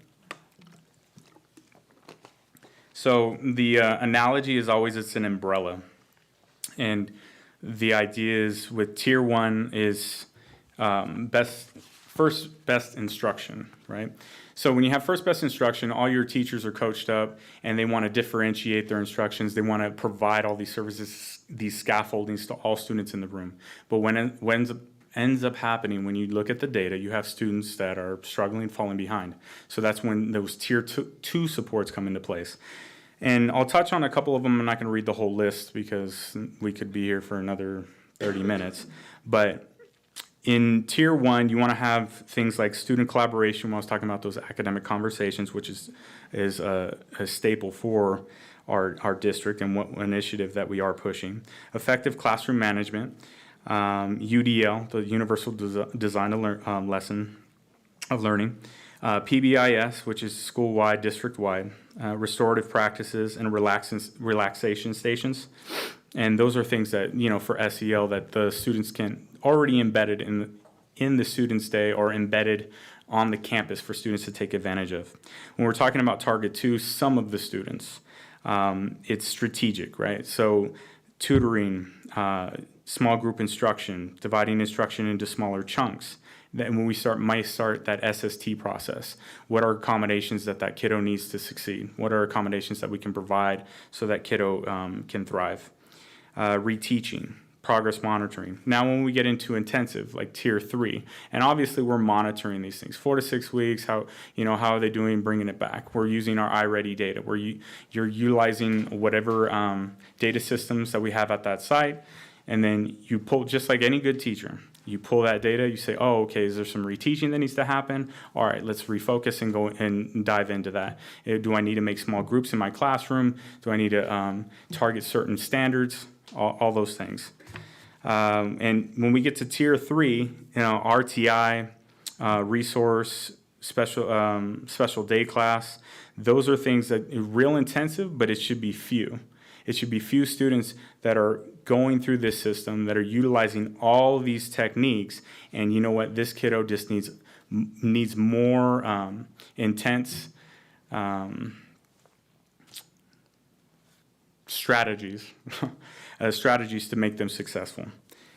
So it's not an exhaustive list, but it's examples of service that our team provides. Building learning atmospheres for students through universal lesson designs, multi-tier systems of support, and then creating a students program with all possibilities considered. All right, so fundamental structures. So I spoke a little bit about goal 1, goal 2, least restrictive environment, and then depth and breadth of services. In support of goal 1, what are some of the fundamental structures that we have in place? Generating transparent procedures and practices that aid special education staff in the IEP process. We provide special education staff with training and professional development. I'll get more into that in a little bit too. Simplify procedures that guide and outline IEP processes. On one of the handouts I gave you is an IEP a process that we can use in the IEP that has to do with transportation, which was something that we wanted to be fiscally responsible on. And I'll talk a little bit about that when we get to the fiscal part. Next one. So in support of goal 2, that depth and breadth of knowledge. Learning the individual education programs that offer educational benefit. So constructing IEPs to deliver educational benefit and the philosophy all students can make advancement and exceed their potential. Offering A through G courses with essential supports and accommodations outlined in IEPs at the high school level. And outlining change of placement procedures based on multiple measures to ensure students are in the least restrictive environment. And this one is in supports of goal 1 and goal 2. Generate special education staff meetings with a focus on communication. So we provide monthly meetings in the special education primary and secondary teachers. Today I even had a secondary meeting before the board meeting. And then also providing monthly meetings for our psychologists and our speech pathologists. Every second Friday is our speech pathologist meeting. And I just had the psychologist meeting this morning. I was at 8:30, so I do that every second Tuesday. Provide weekly special education department meetings. I do that every Monday with my admin team. So IEP audits. What we did here is we want to keep our finger on the pulse. What's going on, what's happening. The audits provide insight on a timeline for verifications, checks, and balances, such as updates from newly assembly bills, law changes to IEP documentation, and then also the CDE guidelines, and account for human errors. We're human. People make mistakes, people forget things. That's just the nature of the beast. So this really gives us insight on what are some things that maybe we have shortchanged, we could improve on, an easier way to attack, making sure that the IEPs are in compliance, all those things. So we just do random. They don't have certain site name or anything that on them. We just get into Cyrus. We start pulling random ones at the beginning of the month. Okay, go through them, and I have a checklist that I provide for my whole team, and then we go through it, and then we report back. And so this is just kind of some of the data in the color wheels to show that. All right, so the trainings that I was talking about, and when we were talking about goal 1 and then in support and fundamental structures, the program specialist provides trainings throughout the year, and you can see the dates and the times, and with a range of topics where it's talking about the Cyrus basics, because your lifeblood is in Cyrus. I came from a SACE, and this is just the IEP operating system. How, as an administrator, you kind of lived in Aries or Power School. For SPED, you kind of live in Cyrus or SACE if you're a SACE person. Let's see here. Yeah, that's fine. So BCBA, Board Certified Behavior Analysis trainings. I really wanted to target the paraprofessionals in this. So we went from 61 to 71, and we're growing. Probably should give them some training rather than saying, hey, good luck, get out there. So one of these things was real targeted for that. There's trainings every month where we're talking about paraprofessionals supporting students in the classroom, range of topics, autism, supports, understanding reinforcement procedures, token economies, verbal de-escalation, ABA, and that's a hot term right now with the analyze behavior analysis. And so BCBA certified, that is their world. That's what they do. They work with the paraprofessionals in targeted goals for those special circumstance instructional aids and assisting the teachers so that they have some support and their support is getting support. All right, so staff feedback. Over the last December 2022, sent out a survey, ran it for a month, and asked for feedback. Hey, how are we doing? Good, bad, and different. And wanted to really know what people were thinking, what they were missing, what did they need. So here's some of the responses. It's real small there, but I'm going to read it to you. So out of 152 staff members, we had 43 responses. From Tompkins, 11 people responded. From Golden Hills, 14. Cummings Valley, 4. JMS, 7. And Tehachapi, 12. And then the first question was, the special education department staff is helpful, and I received timely response. Strongly agreed, 9 people, agreed 16, neutral was 13, disagreed 5, and then there was 0 that strongly disagreed. The director, program specialists, and BCBA are welcoming and include special education staff in all communications. Strongly agreed 10, agreed 12, neutral 13, disagreed 7, and 1 strongly disagreed. I receive regular meetings and training opportunities. Strongly agreed 12, agreed 17, neutral 9, disagreed 4, and 1 strongly disagreed. A couple of comments from there, because I opened it up at the bottom, welcome some comments. There were some funny ones, I'm not going to lie. They were like, hey, who's my director again? Just kidding. Hi, Dr. Francis. I got a chuckle out of it. But some more serious ones. The department is supportive and recognizes the challenges students face in the classroom. Another one was, I've enjoyed working with this district. The atmosphere is significantly more welcoming than my previous district experience. The focus is less on how we can overextend and exhaust our employees and more on how we can help, which is greatly appreciated. I have especially enjoyed collaborating with Mr. Williams, he's the BCBA, regarding student behaviors in the classroom and how to deal with nudging teachers in the directions of more efficient classroom management. It has been a pleasure thus far. And then another comment was, thank you for your support. So community feedback. So over the month of December, ran a survey for the community. I think it was last board meeting, or it might have been the one previous, where I did a good things, and I said that we gave out a switch. And I was doing hey, some feedback, we'll put you in a drawing, we'll get you a switch, and so hopefully just trying to entice people. Really wanted to know what was going on, really wanted to know what you thought. Out of 598 kiddos, we received 29 responses. 1 from the preschool level, 13 from the elementary level, at the junior high level 8, and from the high school level 12. So what were some of the questions that we asked? We said, I was an active participant in the development of my child's most recent IEP. 20 strongly agreed. 9 agreed, 0 were neutral, 0 disagreed, and 0 were strongly disagreed. I am satisfied with the special education programs and services my child is receiving. 6 agreed, 9 agreed, 2 were neutral, 8 disagreed, and 4 strongly disagreed. The special education staff is helpful, and I receive timely response to questions. 6 strongly agreed, 8 agreed, 6 neutral, 8 disagreed, and 1 strongly disagreed. The principal and staff at my school are welcoming and include special education parents in all school-wide communications. 7 strongly agreed, 12 agreed, 4 were neutral, 4 disagreed, and 2 strongly disagreed. Go to the next one. Thanks. And rounding off the questions, I receive regular progress reports and know how my child is doing in school.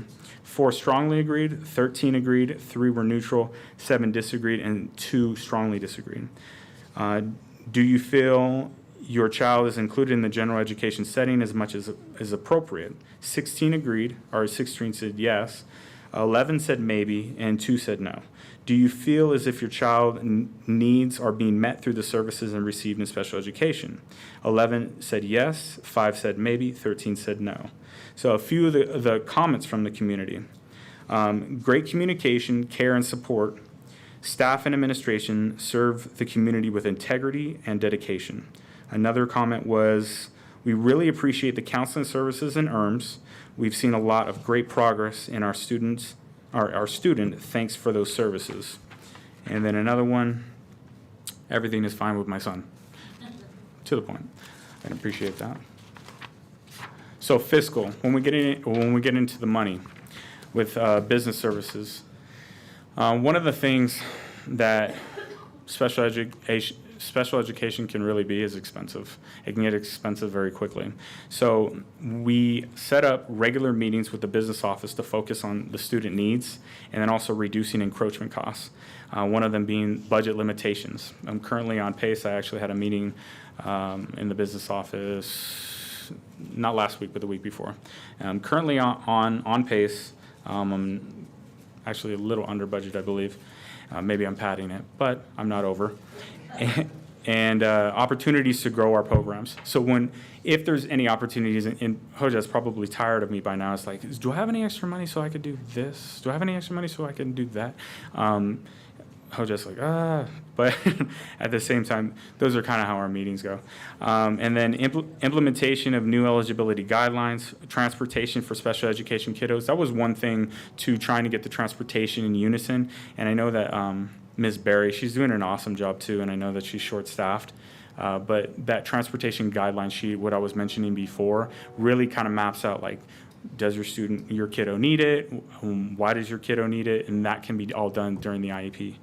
And then also that BCBA board certified behavior analyst. We utilize the Kern County Special Education Local Plan Area procedures for the special circumstance instructional assistance.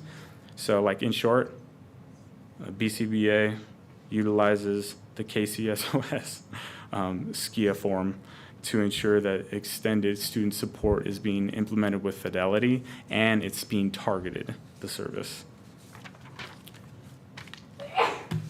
Bless you. Progress and moving forward. So what progress have we made since 2021 moving on? In April 2021, the board approved the new job description for school psychologist interns, and that's how we ended up having our 3 interns. To enable additional support and improve timeliness and effectiveness for special education assessments. In May 2021, the board approved a new job description of the Director of Special Education. Previously, it was under the Director of Special Student Programs. And what that does is it encompasses a wide range of things. This came where special education is its own nuance, its own division, rather than putting multiple under one. This is a more targeted approach, and it allows the concentration in just being a special education department, not other things that maybe student services would have been handling. In July 2021, TUSD the school psychologist released our increase from those 3 psychologists. Two were full-time and 1 was half-time, to the 5 psychologists that we have now. In July 2021, the board approved an MOU with CSEA to increase the hours of all mod severe SPED paraprofessionals. This increase was in response to a staff input and feedback regarding additional support for students. In September 2021, the board approved the hiring of a new director and program specialist for SPED. That would be me, and Mrs. Ringel. In February 2022, the board approved a job description for the board certified behavior analysis. How this came about was I had conversations with Superintendent Lawson Everson, and she really picked my brain and said, what are you seeing? What does it need? And we wanted to see, moving forward, what was going to be the most bang for our buck and beneficial for our district. Well, I saw kind of a gaping hole when we were talking about paraprofessional training. I saw a gaping hole when we were talking about ABA services. With some recruitment and a little bit of, I guess, what is it, like you put on your nice suit and you do your nice talk to try and get some people to come over. We were able to get the BCBA that we have now and have that targeted instruction. But that's really how that idea came into being too. When we're talking about March 2022, I just call them the 3Fs because Foldman, Freeman, and Full Frost is like a mouthful. That's our Special Education Council. Provide training to all TUSD administrators in the distinction between an IEP and a 504. And a lot of kind of questions and some things get convoluted when we're talking about IEPs and 504s. 504s is a civil rights issue. IEPs is IDEA. But I've just had fielded some questions as of late that like morph the two, but that's not how it works. But who knows? CDE or the state might drop a new law coming down. When we're talking about May 2022, the SPED preschool program plans were finalized and an additional classroom and teacher were added to increase the length of the student's day. We went from 2 hours and 45 minutes and 1 classroom, 1 teacher. That was 4 days a week to 5 days a week and 4 hours a day. And we actually split up the program so the numbers would stay lower. We could give more services to our younger kiddos, and they're on 2 different sites now. See here, and then in August 2022, we implemented the new SPED preschool model. In September 2022, we had a CPI training, and we had 32 staff members trained in it, but we've actually had 2 other trainings since then. So we have a lot more staff members trained in CPI. And then in November 2022, the SPED parent and staff surveys were completed, and I gave you kind of a rundown on their feedback with it. So that was a lot of information, but hopefully you can see that we care, we continue to work hard, and we are making progress. And I will launch you guys with this. Challenges make life interesting. Overcoming them is what makes life meaningful. Thank you. Thank you, Dr. DeFrancis. Board, do you have any questions or comments? I have a question. Go ahead. Trustee Du Sorensen. The kids, the ED children, they classify under usually STC and mild moderate? So, and me and Ms. Du have a little bit of history. So we're on the same page when we talk about students that suffer from emotional disturbance disorder. The students that we service aren't on the level of intensity that we were accustomed to. Some of them are actually in general education settings, and they're thriving with supports, of course, and to address their unique needs. But we look at a continuum of placement. If the student starts to struggle, or if there's something that we need to do where we put them in a more restrictive setting, we follow that guideline. We go through, hey, okay, let's ump their services, let's maybe more minutes. Okay, or they can't make it in an RSP setting, then it'll be SDC, and then if it's not SDC, then we look at that residential. But yeah, I'm on the same page with you.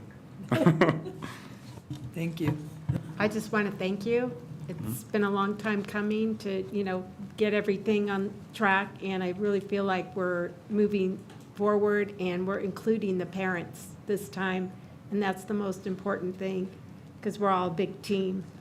And I feel like that you have that vision, that it's a team of everybody working for the kiddos. So thank you. Thank you, Ms. Wood. That means a lot. Anyone else? I was just going to say comment. Thank you for the very, very comprehensive presentation. I am a parent of many variety of IEPs to severe. She's not with me, but it has been very eye-opening to see all the changes you've made in the short amount of time you've been here. It's also very frustrating to see that there's still not a lot of parent feedback with your surveys. I know you did an amazing switch giveaway to try and get that feedback, but I do hope that you continue doing those surveys. Hopefully we'll continue to get more feedback, but not only that, it's a great checks and balances to get that unanimous or anonymous feedback for you and your team. So thank you for that. Of course, yeah, and my intention is to continue with the feedback.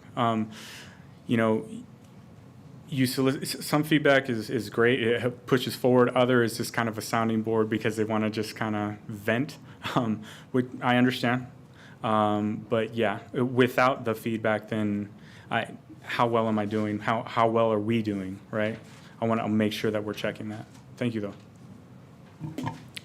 Anyone else? I have a few questions. I'm going to apologize in advance because I didn't see the report until about 3 o'clock today. Oh, okay. I would have emailed you and the superintendent with them, but I appreciate it. I echo what Clerk Wood and Trustee Sweeney said, and Trustee DeSorensen as well. Very comprehensive. I thank you for this. Transportation, I think that was on the special ed report, one of the recommendations, and a lot of this is, I think it was at a CSBA convention about 4 years ago where why do we rate districts by academic scores for special ed? It should be goals achieved. Goals achieved. Yeah. That's all we want these kiddos in your, I always like somebody who says kiddos. Yeah, I'm Want to I'm come all up to with you. Sacramento? No, I'm totally with you. I think that it's a testing philosophy, right? So what is the most efficient way to see progress? Okay, I just test everybody at once. I use this one unit of measure, and then I can tell you, okay, well, 50% better, 30% better, or not. But the reality is if we had portfolios or we had goals achieved or progress even shown, then we're actually seeing what students have learned. So I'm at the same page with you. Are certain eligibilities growing faster than others? Like concerningly so? I think the only one that I really wanted to keep my pulse on the finger on was that SLD, especially when we were disproportionate in it. But when I dove deeper into it and I saw that, I'm like, hold on, you're talking about a population that's as big as. Right. That's where I was like, Are the elementary RSP services still pull out? Elementary, so that depends on the student and that depends on the service. So there is some push and there is some pull out, but we have tried to move to a system that accommodates both, and then also because there's consult also. So there's a range of services at the elementary level. I'll commend you on that because when I was at the elementary schools, it was 100% pull out. Okay. Is there still, I think it's federal goals, might be state, but I think it's federal goals for inclusion, and the percentage was getting. Yes, you are correct. So one of the things I don't know if you knew this or not, but we have she's the vice president and she's supposed to become the president of the CARS Plus conference, or CARS Plus yes, Ms. Tejas, at the high school.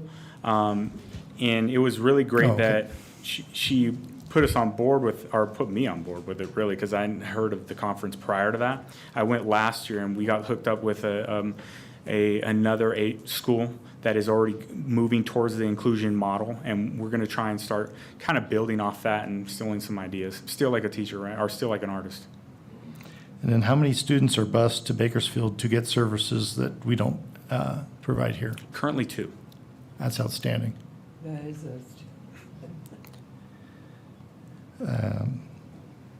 Hooray! Yeah. That's So a can I few- put a a plug few in here while you're tens of looking for your thousands of dollars questions? saved. Mr. Kaminsky, I don't want to cut you off, but just because you were mentioning inclusion, and it's something that I think as a team, as a district, that we're very proud of, is Pump It Up PE and what we're doing, with that time for teachers to meet at the elementary level and use student data and have those conversations. But when you flip that around to the student side and what it means for all students, including our students with special needs, they are with typical peers. And they're getting to participate in those activities as well. And, it's not all day, every day, but it is a time that's normalized for students, and they have their support with them, and they participate right alongside with their And colleagues. that speaks to the MTSS model, where it's like, it's just a range of services. I have some certain kiddos, but we just have a tiered class where we provide more support in it, but they're still in a general education setting. That I think I'm projecting, but hopefully that's what the goal of the CDE is. It's just it's a moving target constantly. Yeah. What do you feel is the main reasons the suspension rate this year is so low? Good question. I don't want to jinx it. We still have a few months left. That really was. I can hear stood Dr. out. Porter back there too. I think social work and the counselors probably providing those services. And we're starting to understand students differently. We're taking that more of that capturing kids' heart approach, where we want to understand them and show that empathy, still hold them accountable, but at the same time, let me understand where you're coming from, why you're engaging in this behavior, and then going from there. But there is going to be a time where you have to drop the hammer, for lack of better terminology. And I just want to make a comment before my final question that I don't think I've ever seen any student as frustrated as special ed students taking a state test. It's abuse, to piggyback on what I said earlier. Anyway, my last question. So on that one graph you showed with the African Americans at 22% and foster youth.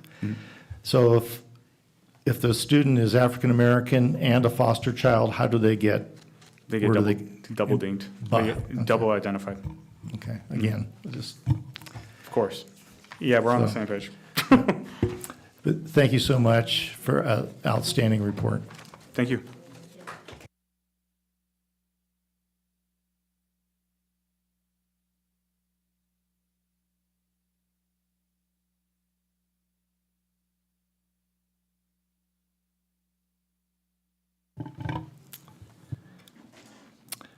Number 3, first read student attendance calendar, 23-24. Okay, Long well, time. yes, but good stuff, right? Good stuff. Important information to share, and thank you again, Dr. DeFrancis. Okay, first read on our student attendance calendar. The proposed student attendance calendar for the next school year, 23-24, is presented to you this evening as a first read item. And then, of course, our intention is to bring that back as an action item for March 14th. The proposed calendar was developed by this year's calendar committee. We fondly call them the calendar committee. They're volunteers from each of our bargaining groups who choose to participate in that process. And the team members this year, classified team members, were Janet Liebengood and Leslie Lloyd. And our certificated team members were Kim Ross and Deborah Haberly. And management team members, Claire Ray and Dr. Romero. I want to thank them for their hard work and their quick work in putting together the calendar and just working diligently to find a formula that would work for everybody. So after they worked together, this was shared with the leadership team from both CSEA and TAT, and they have both given their stamp of approval for the calendar.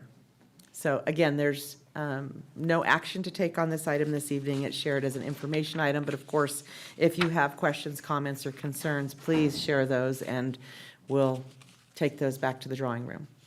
I have an easy question. The PS and snow day makeups, that seems lower. It is. Pardon me, it is lower by 1. I'm going to glare at a few of them who are back in the room. So we made a little concession here because we have 8 in the current calendar. I had PTSD the first year that I was here. We had a lot of issues with PSPS, and those have really backed off. And of course, we never know what the weather's going to be. So, we do need to leave that room in our schedule to accommodate those. So yes, we reduced it by 1. I thought it looked different. Any other board member with a question or comment? I just have a comment, and it was brought up at one of the previous board meetings, and I didn't really think about it, which is, I guess, shame on me as a parent. And I was just looking at it again because it kind of stuck. I do find it fascinating that there are only 10 full weeks of school. And I think that's just, I don't know how you would fix that, but it's kind of uncomfortable. I hear what you're saying, 100%. It is challenging, especially, we do have 16 Wednesdays during the school year. That is our early release. And I will say, 32 years in education, it is critical that we have that time for our teachers and our administrators to really look. If we want to make the most of our instructional time, they need that time. And so I realize it's a frustration for parents. And at the same time, we've been doing a lot to expand our daycare program, added middle school, after-school care through Boys and Girls Club, trying to make sure that parents who need support while they're working have access to it. And I understand it's a frustration, but I'm going to say it's just something we need to do. To echo that point, Dr. DeFrancis just showed us the benefits of those early release days. Yeah. It's really improved our special ed program, and I'm sure other programs as well.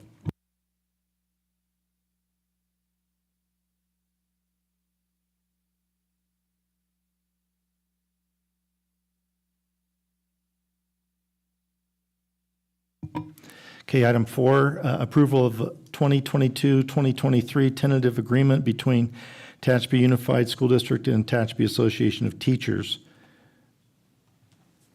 There's no presentation, so we have some public comments. Would you like me to introduce the item first and give you my 2 cents and then do the public comments, That's or fine. vice versa? Yeah, that'd be fine. Okay, sounds good. All righty. So I want to highlight a few of the essential components that are contained within the proposed tentative agreement. It includes an 8% salary schedule increase for membership, total, I'm sorry, misspoke, not membership, for all those that are covered by the agreement. There's a total contribution by the district for health and welfare benefits of $14,278. It also includes an $1,800 stipend for our special education teachers. It is also reflective of an increase in contracted staff meetings, moving from 9 annually to 11. And having said all of that, the last probably key component to point out is TK class size language, which helps bring us in alignment with state guidelines.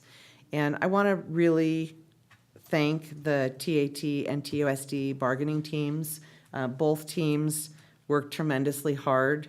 They worked in partnership and with a lot of diligence in developing this proposed agreement. And it's truly without reservation that I strongly recommend that the board approve the agreement this evening. Thank you. Thank you. Public comment. I didn't read this previously. I probably should read it now so I can say I did.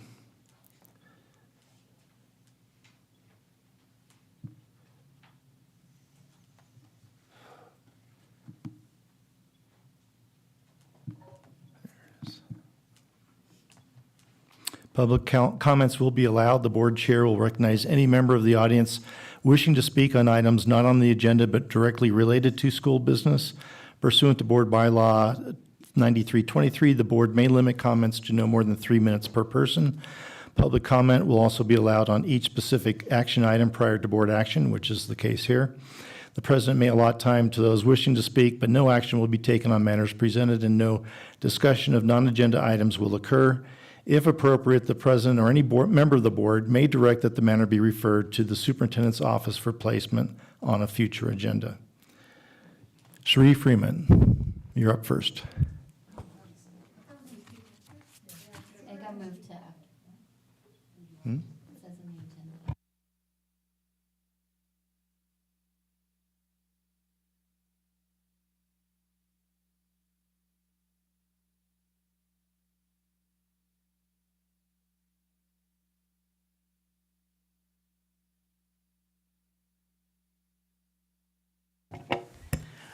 Off the cuff, just as you know, I was one of the people who spoke back in December, and we're just grateful that the district and the negotiations went really well, and we're hoping that this passes unanimously.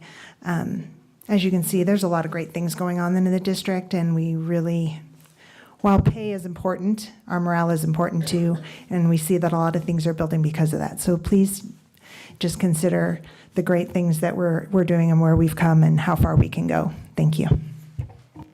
Thank you. Katie Napier.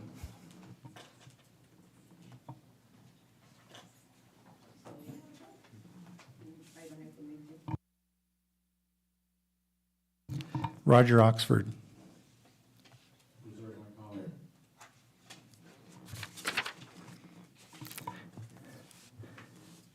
Edmund Mano.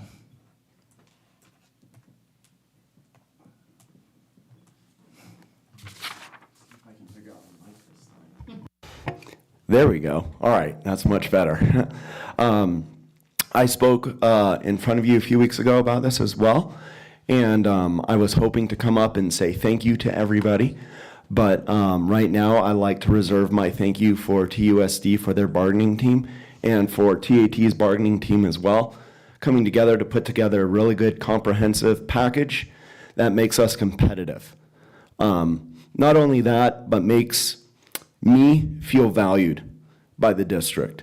Behind you, 3 of my former students. I wrote letters of recommendation for all 3 of them, and I did it because I value them.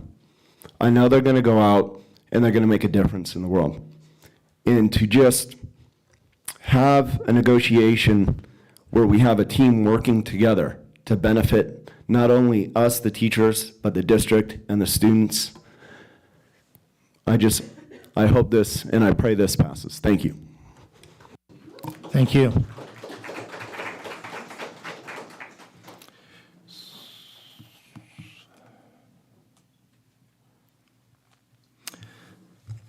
So do I have a motion to approve the 2022-2023 tentative agreement between Tehachapi Unified School District and Tehachapi Association of Teachers? I so motion.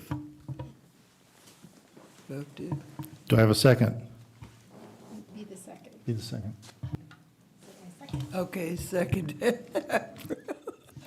It was moved by Trustee Cooper and seconded by Trustee Du Sorensen that the board approve the 2022-2023 tentative agreement between Tehachapi Unified School District and Tehachapi Association of Teachers as presented.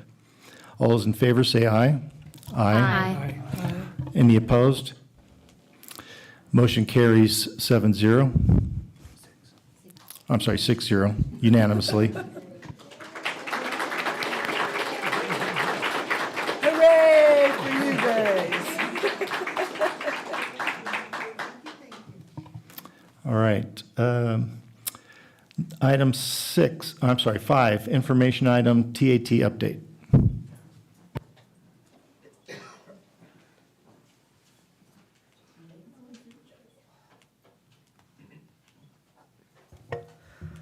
All right, I'm pretty tired. I'm glad this passed, I have to tell you. Good evening, President Kaminsky, trustees, Superintendent Larson Everson. I have to look at that every single time. And members of the public. My name is Val Bowman, and I am the president of the Tehachapi Association of Teachers. TAT is so thankful this agreement has passed tonight. It's been a long time coming, and everyone protected by the contract will benefit financially from this passage. It's our hope that most will also be able to breathe a sigh of relief as financial burdens are somewhat lessened. It also shows respect for our professionalism and positive response to the work that we do. TAT would like to thank the TAT and DO bargaining teams for all the time that has been put into this essential endeavor, and to you, the school board, for passing this agreement. It takes all of us to run a successful district. Thank you so much. Thank you, Ms. Bowman. Item 6, approval of Citizens Task Force nominees and appointees for 2023. Thank you, President Kaminsky. The district seeks approval of Citizens Task Force members who are going to serve on behalf of the board, schools, and community organizations. Our Citizens Task Force is designed to serve in an advisory capacity. They make recommendations and provide input to TUSD programs and services. And the membership of the Citizens Advisory Committee is intended to reflect the diversity of our community, and that not only in the persons that are there, but diversity of viewpoints as well.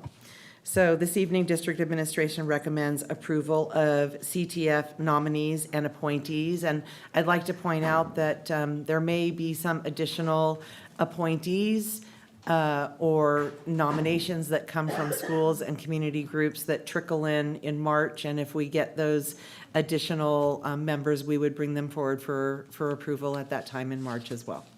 Thank you. Do I have a motion to approve the nominees as presented on the attachment to serve on the Citizens Task Force? Kelly, make the nomination, the motion. Do I have a second? It was moved by Vice President Kelly and seconded by Trustee Du Sorensen to approve the Citizens Task Force nominees as presented. All those in favor, say aye. Aye. Aye. All opposed? Motion passes 6-0. Item 7, California School Boards Association ballot 2023 Delegate Assembly. Thank you, President Kaminsky. The trustees have been provided with ballot material. It was attached to the board agenda this evening, excuse me, for election to CSBA's Delegate Assembly for our region, which is Subregion 12-B. The newly elected delegates will serve 2 years. There are 4 seats available, and the board accordingly may vote for 4 candidates. The candidates are Jim Beltran, who's from McFarland Unified School District, Kirk Rockwell from Sierra Sands Union School District, Keith Woolridge from Panama Buena Vista, and Mr. Woolridge is a incumbent, and Shannon Zimmerman from Bakersfield City Schools. So following the board's vote, we will, from my office, submit the ballot and postmark it prior to March 15th. Thank you.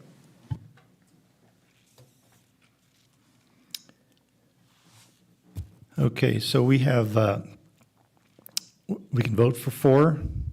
Does anybody have any comments? I'm familiar with Mr. Woolridge. I've never met him, but he's been on the Panama board for a long time and well-respected.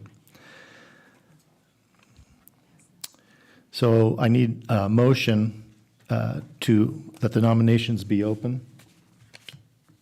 I'll make the motion for the nomination of all 4 people. Do I have a second? Kelly, a second.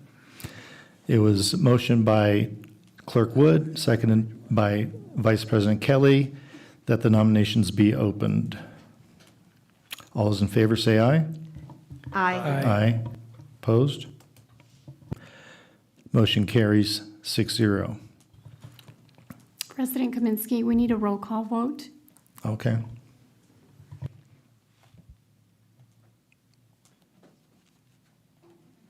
To open. Oh, to open, okay. So we need a roll, yeah. Now I see where it says that, sorry.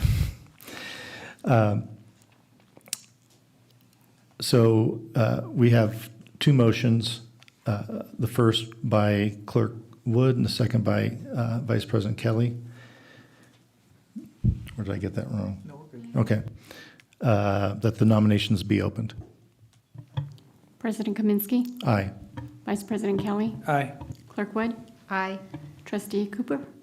Aye. Trustee DeSorensen. Aye. Trustee Sweeney. Aye.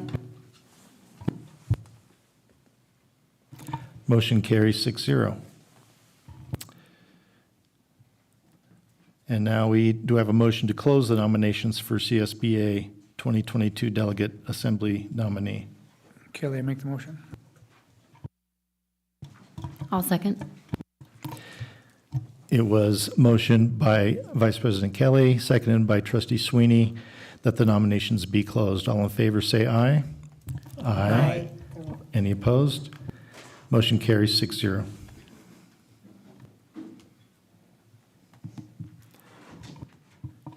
All right, the next item, board discussion on future items. I guess I'll just take this. Be my guest. So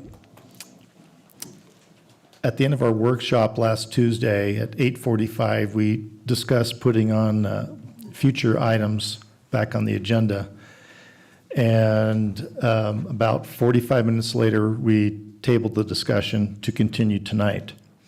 And I want to apologize to the board members present because I should have been more prepared, but I feel I'm prepared tonight. I've talked to, in the agenda build with the superintendent and Clerk Wood, and I called, not knowing he was going to be here. I'm glad I called Trustee Napier earlier today, notifying the superintendent that perhaps my idea than what we discussed in the agenda build would be fine with Trustee Napier because he was very, let's say, vocal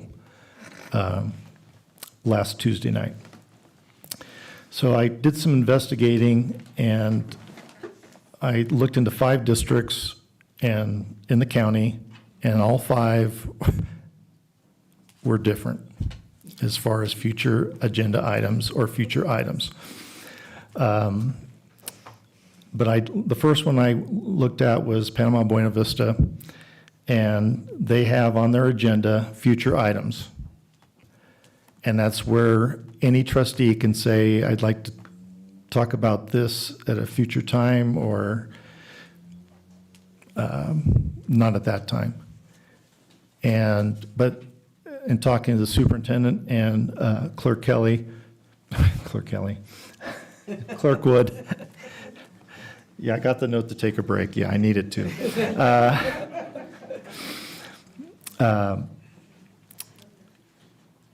The way they were very supportive of how Panama Buena Vista does it. Like I said, a trustee can still, hey, I want to talk about this, and it's recorded in the minutes, but they still have to go through the process as stated in board policy of how to put an item on the agenda. And I thought that was a good idea, and Superintendent and Clerk Wood, if you have any comments? I do, of course. I think that to me, the distinction is when we talk about future items, it may not necessarily be a specific agenda request to take action on an item. It could be, we'd like additional information from Dr. DeFrancis on the next parent survey. I'm making this up. And we would take a note of that, or some other question that the board may have that I can then get with staff as a team and say, we have a request for this. Can you give me an estimate on how much time we need to put together a good presentation? As you can hear from the presentations tonight, this is not something that somebody started at midnight last night and put together by 5 o'clock this morning. These are things that were developed literally over weeks and months to be able to be shared this evening. So I think that there's a lot of value in that of placing it out there, giving staff an opportunity to weigh in, then I can come back and report to the board that this was discussed and, you know, this is the timeline that we're shooting for to bring this information back, or I can share that with the board through the regular updates that I send out. And there's a big distinction in that as opposed to what's outlined in the board bylaw. The board bylaw is very clear about how a community member or a board member or a staff member, anyone could be able to bring forward a specific item to be placed on the agenda. And whether that would be a discussion item or an action item, that would be determined with President Kaminsky and myself working together. So I am supportive of having future items as opposed to a future agenda item. I think there's a big distinction there, and I appreciated our conversation about that in agenda build. So thank you. Yeah, that's the major, and it's a good way for the public to know, oh, this is coming out, they're interested in this. And I wanted to share what something Trustee Napier asked me, and that was, well, do we have to bring it up as a future item, or can we just go through the regular process? And I said, sure, you can just go through the regular process.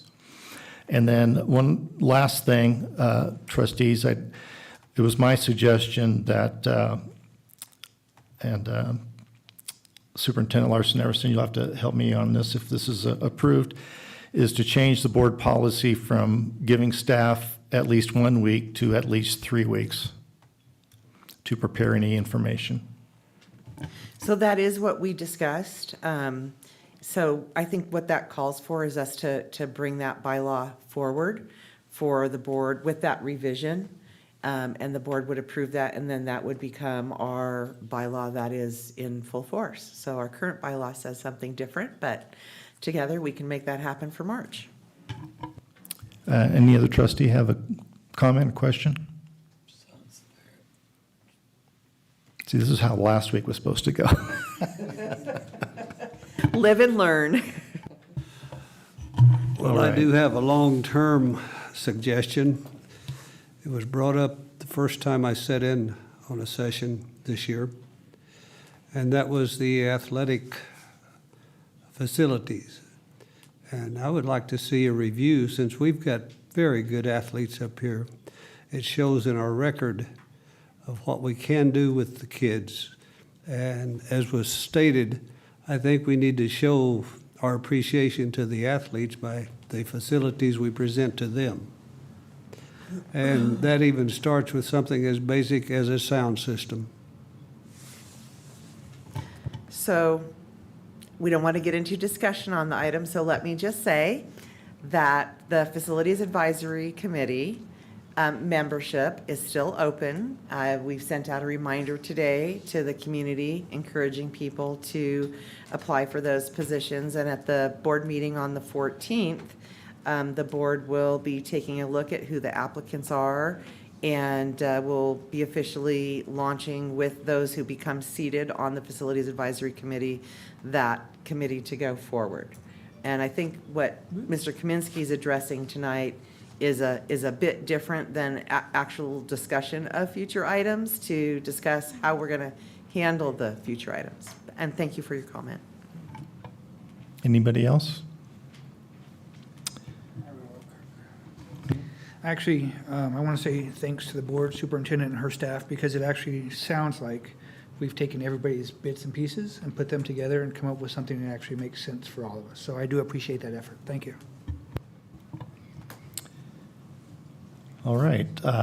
With that, it's time for business, but I have a note that other business needs to be done, so I'm going to take a 10-minute recess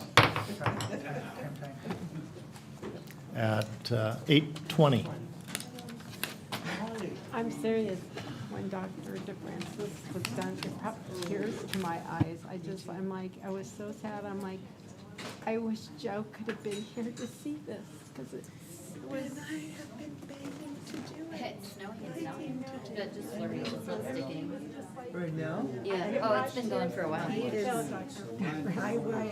I sent him a happy dance, and he's just the right person to do it. And, you know, I get it. I got the picture. And we got a new sound system, by the way. Oh, we did? Yeah. Well, see, there's a lot of things. When Dr. DeFrancis was But done. the committee's it going to be brought really tears good. to I'm my excited eyes. about I'm having the serious. committee and like then, working together, going coming and reporting to the board. So it'll be awesome. But now I got to take care of my business, because I got to go get some I more water. understand, that was my problem last time. And I would have been one of the purple. I would have been I'm so sad that Joe couldn't hear that. I mean, this is. Would he have listened? No, but it brought tears to my eyes. It really did. I got so emotional when I'm just like, oh my gosh, how long have we been waiting for this? I mean, this man's amazing. I mean, tears. And I don't get teary-eyed very often. Why did you get teary-eyed, Jack? When he was done with this special ed report, it was, I'm just. Well, he's really good at what he does. He really is, but it's been 20 years coming. That's why I got teary-eyed. Oh. For somebody that values parents. It takes a team, village. It really does. It really Any does. education, anybody.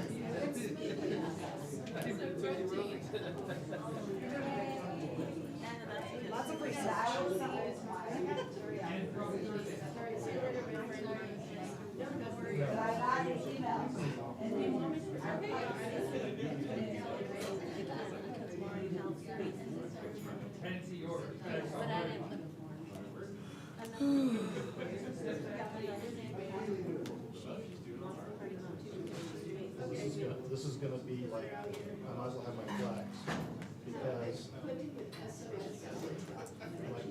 we're playing football or any sport. Some people.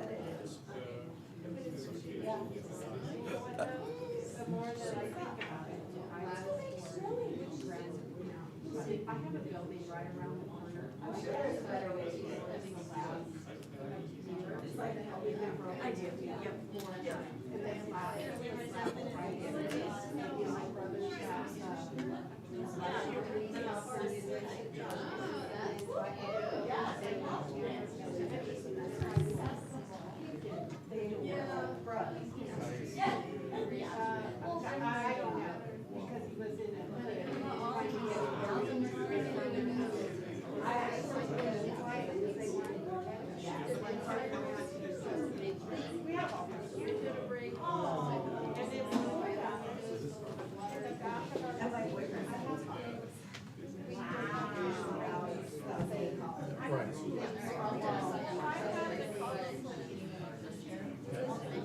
Scott Woods.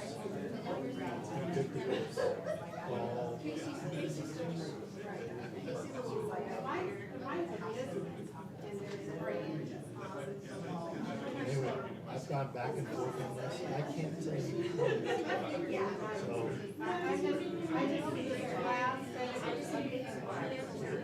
Well, it's already been approved, so.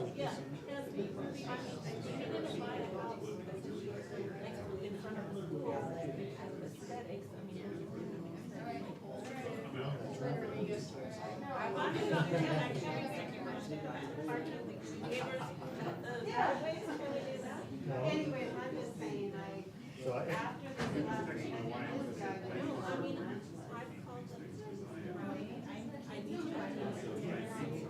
It's no sticking good. Seriously? Yeah, it's like. You have to go.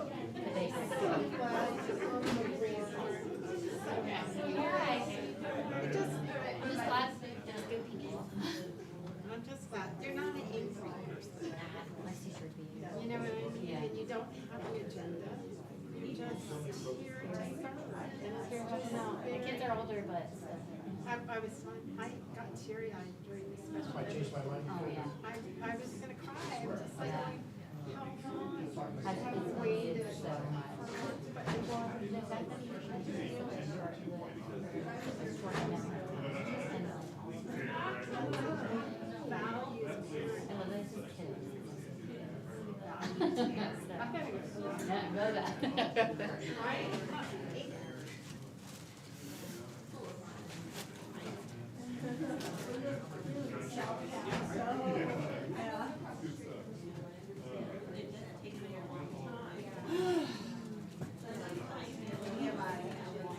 If I drink the next one, I'm gonna have another break.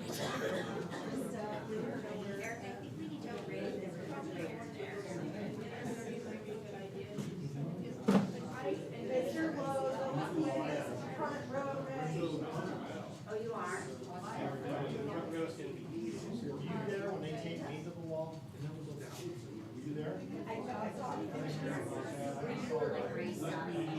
I was afraid because I have knee replacements that if I fell, I would. To the kindergartners, you know, they'd love to see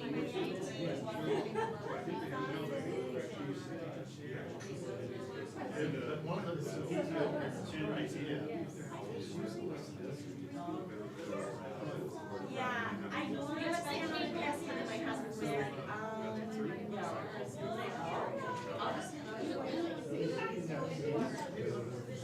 Oh gosh, that's. No. I can't get sticky tape on my station. You know what my husband bought me for our anniversary? A relic of Reggie Bush. I was gonna put it in my office and of course it steals it. It's in my home office on the wall, it's all framed.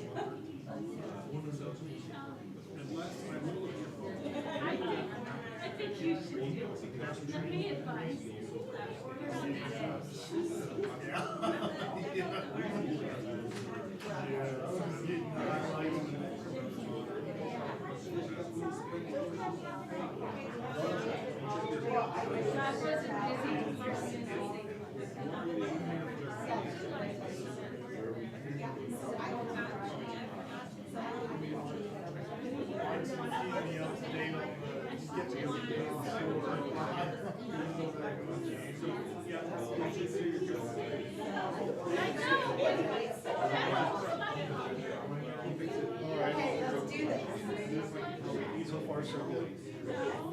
I know, I gotta, like I say, you're right, Joe wouldn't have listened.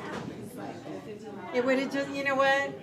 He would have been probably disrespectful to him, to Dr., you know what I'm saying? I'd like to think he wouldn't be, but you're probably right. You know, he would have criticized, so. We saw your lovely wife this evening. We traded off. Yeah? Very excited about all her stuff that she's doing. She's telling me she's delegating more, like she doesn't have to do the snack thing after school. Yeah, she's trying to.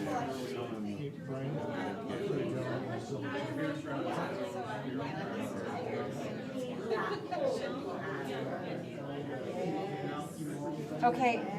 So this wasn't in your folder? What, it wasn't in? Oh, okay. Sorry.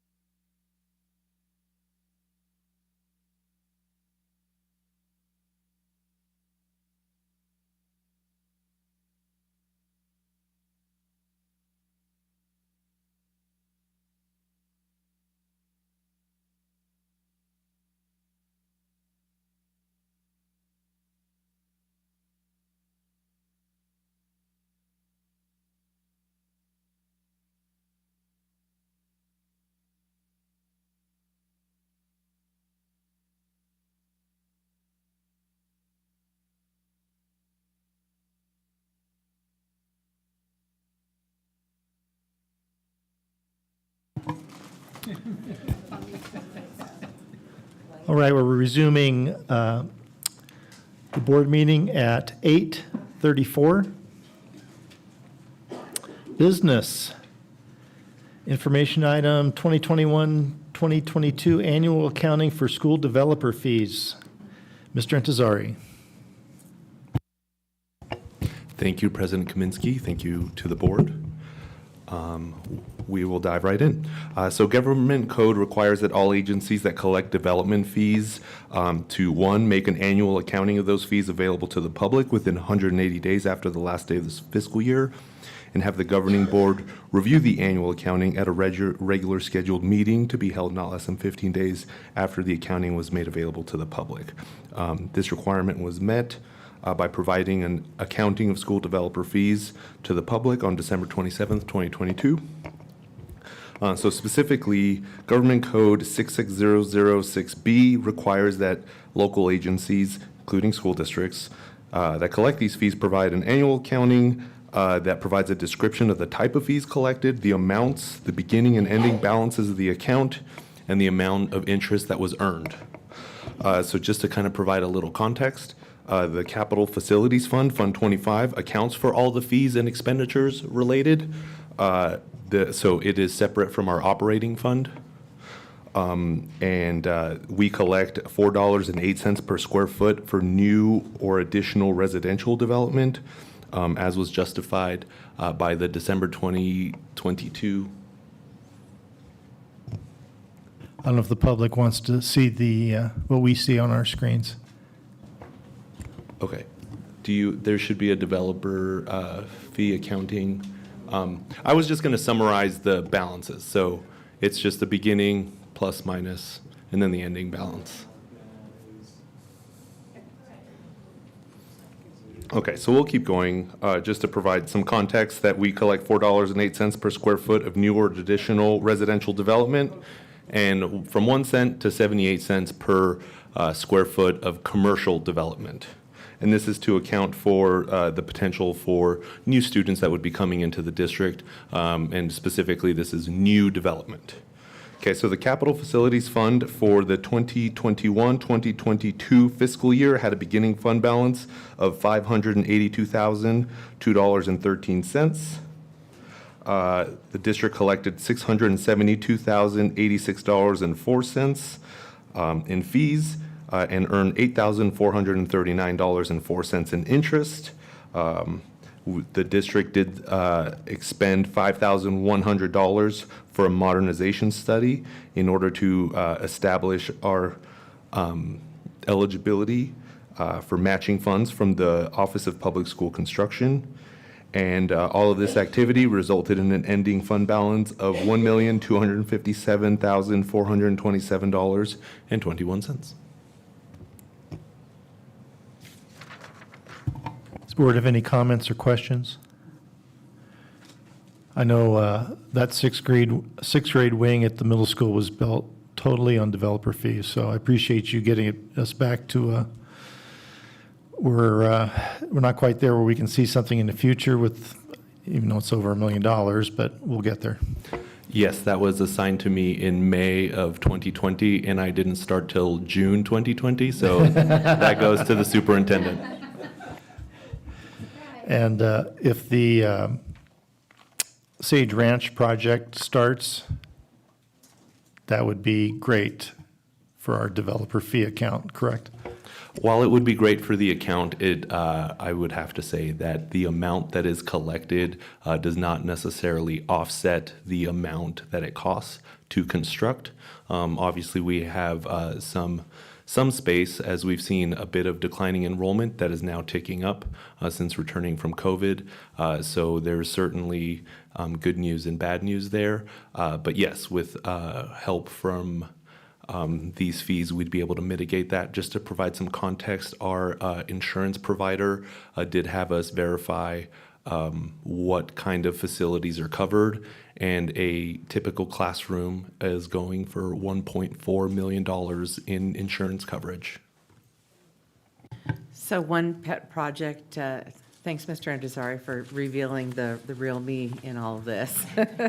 But something else that one of us in the room certainly doesn't want to let go of is the idea of renovating this facility here next to us at Wells, that, this is not new construction by any means, but there's a lot of remediation that would need to have it happen. And the last time we checked in on it, the price tag for that is about $5.5 million. And I would suspect with the current inflation and everything else that we're facing, that those costs may be significantly higher.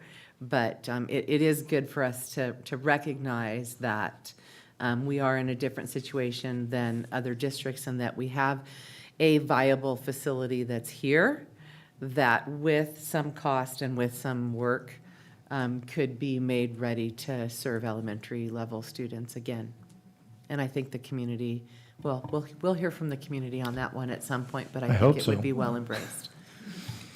All right, thank you, Mr. Ndazari. Item 2, discussion and approval of solar project placement for Golden Hills Elementary School. We will listen to the presentation, and we have a couple of public comments. Yes, thank you, President Kaminsky. Backed by popular demand, we are going to discuss the Golden Hills Elementary School array. So this was initially proposed for the ground-mounted solar panels on the western side, but installing the overhead canopy system provided a lot of benefits that we wanted to provide to the board and the community as an option. A surveying regarding the 2 installation options was made available to the community. And as of yesterday, when everything closed, we had 21 responses. The survey was open, and we have a summary. No, that's the board presentation. I don't see it up there. We had provided a summary, like an infographic. Okay. So we don't have the infographic available.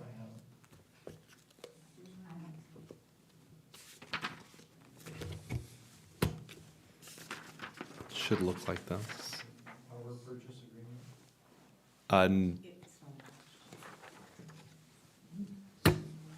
Okay, so we will go.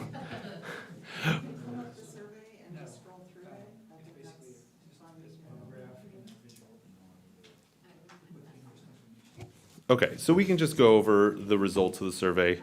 And there were some comments that we summarized just to kind of echo some of the concerns that were brought by the board, the community, and certainly those involved with the project.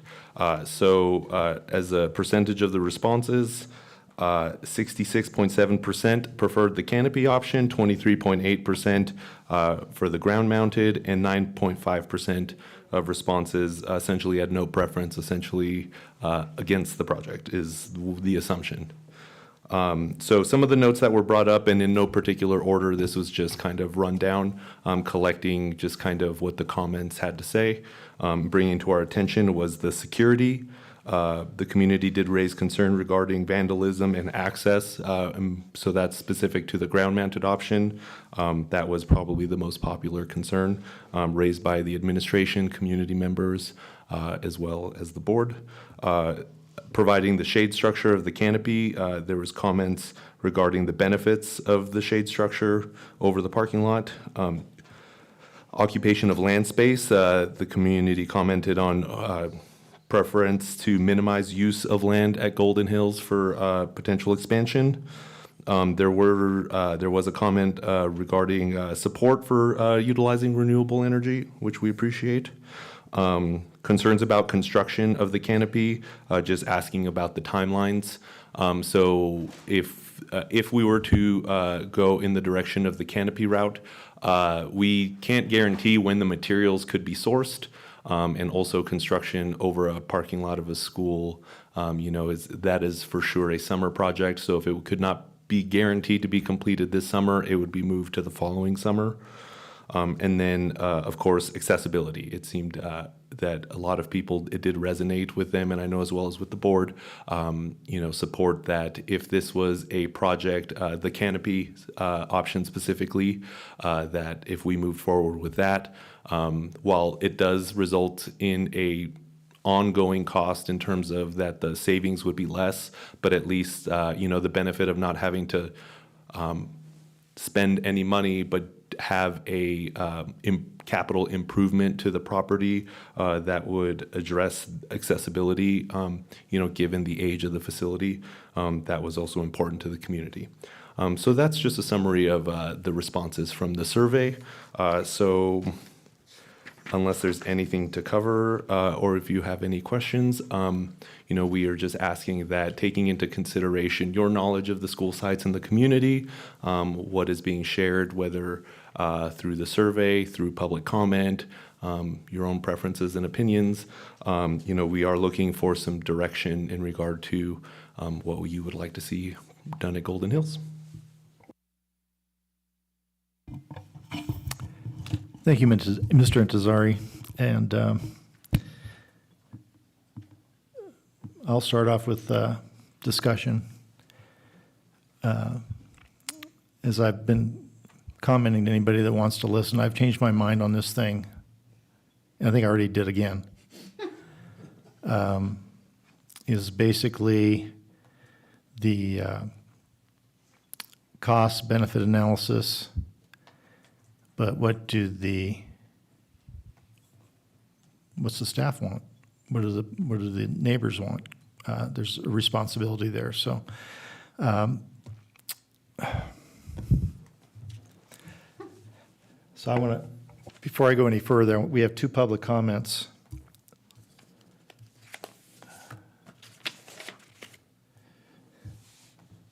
Christy Copas.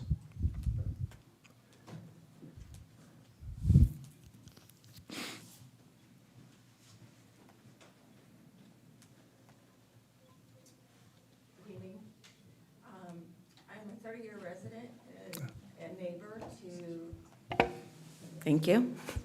I'm a 30-year resident and neighbor to Golden Hills School, so I've watched a lot go on at the school over those 30 years. I've had 2 children go through the school district here. I attended school here. My husband attended school pretty much his whole life here. So we are, committed community members. And I believe that the ground mount solar at Golden Hills School will have a blighting impact to an already vulnerable neighborhood. Sorry, I start shaking when I speak in front of people. I do it for my job on a regular basis, but I'm speaking with people that I work with. I believe under the auspices of avoiding ADA upgrades, which are vastly needed at this school, this is the only, I was under the understanding before speaking, I cannot pronounce Hojak. That's easier than your last name. After speaking with Mr. Hojak through some of our breaks tonight, I'm not finding that we are the only campus that was looking at the ground mounted. I just believe that deferring ADA upgrades for the school under the guise of saving money is a disservice to our disabled school children, staff, and visiting adults. We all should be able to access our school sites safely, and I'd like to see these upgrades that I believe this project can bring to our school site if we go with the canopy. I know it is a reduced savings to the district. However, I believe that it's wrong for TUSD to go green at the expense of our neighborhood.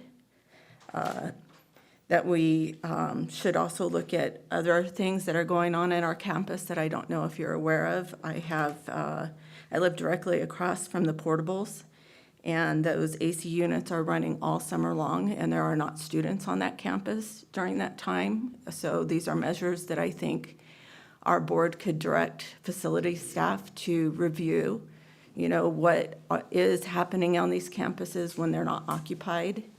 Those are reducing measures that could be looked at also on top of this, and, don't impact my local community or the overall community if it's at all school sites that these kind of things are occurring. Another thing in our neighborhood is we have these bright, I believe they're LED parking lights. They're on all night long. I understand for safety measures that there should be some lighting to protect our school from vandalism. We do have a lot of people who are over there skateboarding. They love to use the handrail that's next to the ramp that goes down to that facility as I don't know what they call it, grinding on the handrails.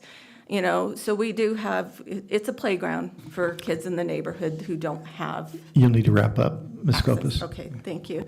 Anyhow, I believe that if this project goes forward, that we should look at the canopy option over the ground mount for those reasons. It just would be an unappealing view out my front window, and, all the things that were mentioned, same thing. Thank you very much. Debbie Haberly?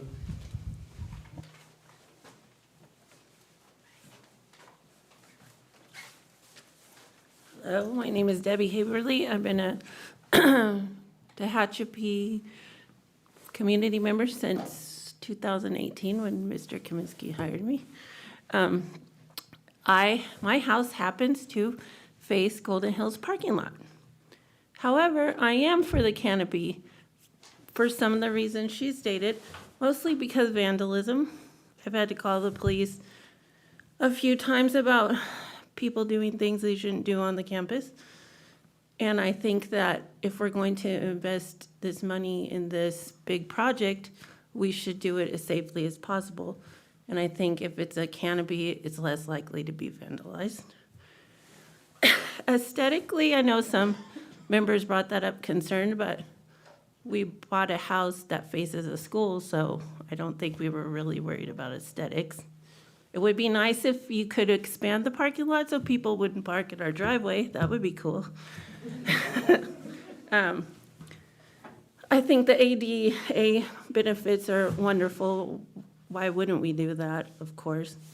And I'm all for the district saving money because maybe VAPA will get more in their budget. So, thank you. Thank you.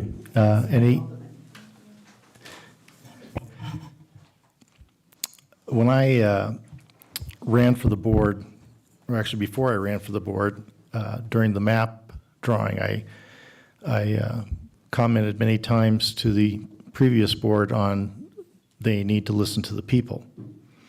And hearing the survey results, the comments, and from the two ladies who spoke, even though if I vote for the ground mount, I feel I'm being a hypocrite. So, and it's also telling, I know Mrs. Bailey's feelings on it, and for that reason, I'm going to, we've gotten, this board has gotten a lot of respect from staff tonight. And I don't want to ruin any staff feelings about this board, and know that they are valued, and I will be voting for the canopy. Any board member want to make a comment? Oh, by the way, since I have gone back and forth on this, if you're for the ground mount, I totally respect that, because any board member? I was just going to reiterate basically what you said. So when you first presented it, I was for the canopy and recommended getting community perspective as well, and it just validates my initial thought as well. So I would still stay with the canopy. Most importantly, although it does impact our savings, the ADA supports alone is a huge, tremendous reason to go for the canopy. Any other trustee like to comment?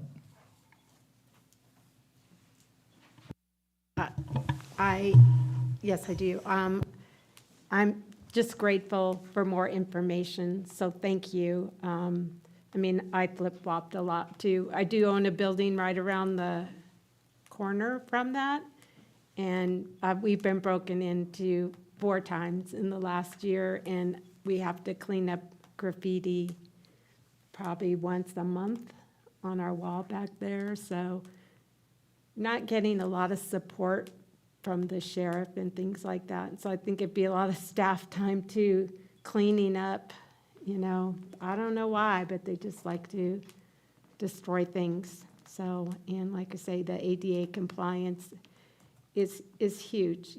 it's huge for us. And like I said, I'd like to support our staff too, also. So thank you. Trustee Cooper? Two things stand out. One is the size of the property for expansion, the other is the ADA. And having watched a system at BC be put in, the canopy also serves as a nice parking area for those who don't like to get in their car that's real hot in the evening. So just from my brief experience with the solar, I would prefer the canopy. Besides that, let's listen to our constituents.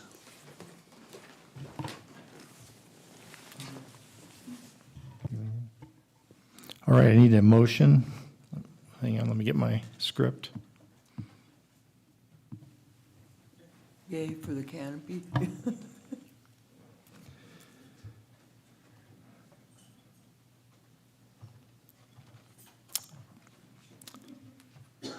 So we haven't heard a recommendation one way or the other, so I'm just going to make this summary up. Do I have a motion to approve the solar project placement for Golden Hills Elementary School canopy mount as presented? Do I have a motion? I motion. Kelly, a second. It's been motioned by Trustee Sorensen and seconded by Vice President Kelly that the board approve the solar project placement for Golden Hills Elementary School canopy mount as presented. All those in favor say aye.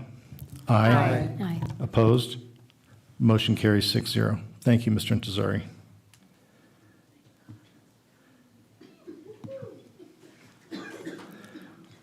Okay, item 3, approval of agreement between LifeSpot Prepare, Protect, Defend LLC and Tehachapi Unified School District.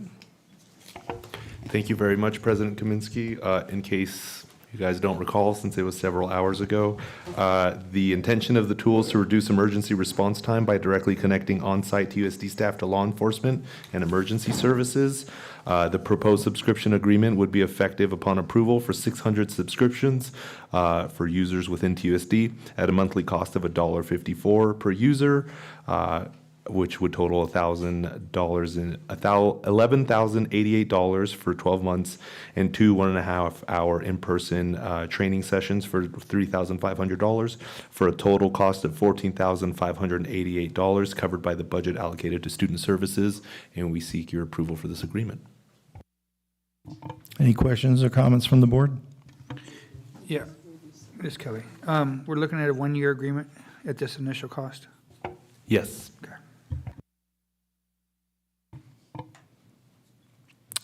Anyone else? All right, do I have a motion for the board to approve the agreement between LifeSpot Prepare, Protect, Defend LLC and Tehachapi Unified School District as presented? Kelly, a second. It was motioned by Trustee Sorensen, seconded by Vice President Kelly, that the board approve the agreement between LifeSpot Prepare, Protect, Defend LLC and Tehachapi Unified School District as presented. All in favor, say aye. Aye. Aye. Any opposed? Motion carries 6-0. Item 4, approval of agreement between Capturing Kids' Hearts, District by Design, and Tehachapi Unified School District. Thank you, President Kaminsky. TUSD has been broadly implementing Capturing Kids' Hearts, a relationship-building approach, over the past year. Capturing Kids' Hearts, with this program, teachers use an explicit mindset to set group of tools to model for, support, and communicate effectively with students. The agreement for Capturing Kids' Hearts District by Design will build on the training that TUSD's administration team has participated in during the 2022-2023 school year, and support the district in refining and enhancing implementation of these strategies. So the proposed agreement will provide virtual sessions and in-person trainings for district and campus leader for a total cost not to exceed $53,500, and this is funded by the Title II funds allocated to the district specifically for the purposes of training certificated teachers and administrators, and we seek your approval for this agreement. Do I have a motion do you have any questions or comments? Okay. Do I have a motion that the board approve the agreement between Capturing Kids' Hearts District by Design and Tehachapi Unified School District as presented? I motion. A second. It was moved by trustee Du Sorensen, seconded by trustee Cooper, that the board approve the agreement between Capturing Kids' Hearts District by Design and Tehachapi Unified School District. All in favor, say aye. Aye. All opposed? It carries by 6-0. Hooray. Yes, hooray. Yes, and now item 5, approval of declaring certain district property as surplus, obsolete, Cummings Valley School. Thank you, President Kaminsky. Cummings Valley Elementary would like to declare certain damaged or broken items as surplus in order to properly dispose. Most of these items consist of broken tables, chairs, cabinets, items that are no longer of use to the school site. And we seek your approval to declare these items surplus. Any questions or comments? One comment, I did open them up, look at the pictures. Let's get rid of it. Okay, so it's a roll call vote, but I need a motion to approve declaring certain district property as surplus, obsolete at Cummings Valley Elementary as presented. I'll make the motion. Kelly, a second. It was motioned by Clerk Wood and seconded by Vice President Kelly for the board to approve declaring certain district property as surplus, obsolete at Cummings Valley Elementary. Mrs. Amaker. President Kaminsky. Aye. Vice President Kelly. Aye. Clerk Wood. Aye. Trustee Cooper. Aye. Trustee Du Sorensen. Trustee Sweeney. Aye. Motion carries 6-0. Thank you, Mr. Intezari. Instructional services. Mrs. Paxton been sitting there all night. You were one of the first ones here. I didn't keep the audience, though.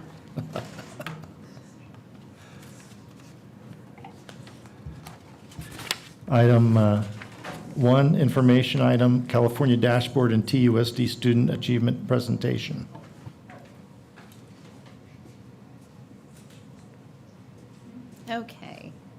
Okay, so the California Dashboard was released earlier this year.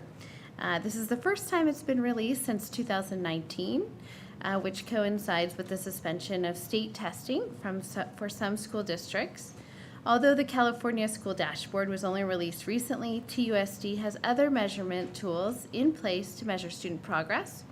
TUSD began using iReady and FastBridge as universal screening tools that are administered to students 3 times a year to measure student progress in math and language arts, which allows the teachers and school to intervene early to best meet the needs of students. The Panorama Survey is administered to students in grades 3 through 12 3 times a year to measure students' perception as they are related to school. As a district, we participate in the Kern Integrated Data System, in which Dr. DeFrancis referred to earlier in his presentation, which provides a plethora of data at our fingertips. Data points include grade point averages, grade distribution, enrollment information, discipline frequency and intensity, attendance, SAT participation, and much, much more. District and school staff can filter data to review student progress by grade levels or student groups. ARIES is our student information system that houses many data points that feed into CalPADS, which is an acronym for California Longitudinal Pupil Achievement Data System, used for state and federal funding. So we also use the dashboard, although this is primarily based on CASP data. We use it for our LCAP planning, among other data points that I mentioned. So we use it to inform our goals, our action items, and expenditures, which I'll be bringing the LCAP document to you guys in June. And then also our principals use this for our SIPSA, which is on the agenda tonight. And then we look at how the data is disaggregated by student group on the dashboard.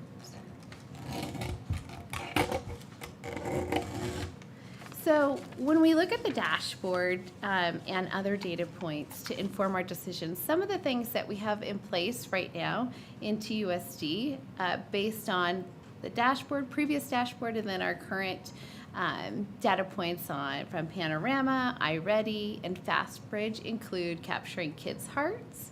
We have a partnership with Kern County Superintendents of School for support in the areas of math, language arts, and science.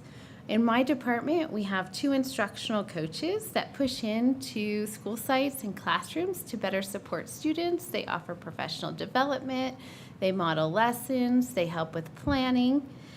We also have a school social worker at each site, and we heard a little bit from Dr. DeFrancis about the work of social workers, but they're providing social emotional support at the school sites, and we've seen a positive impact from that.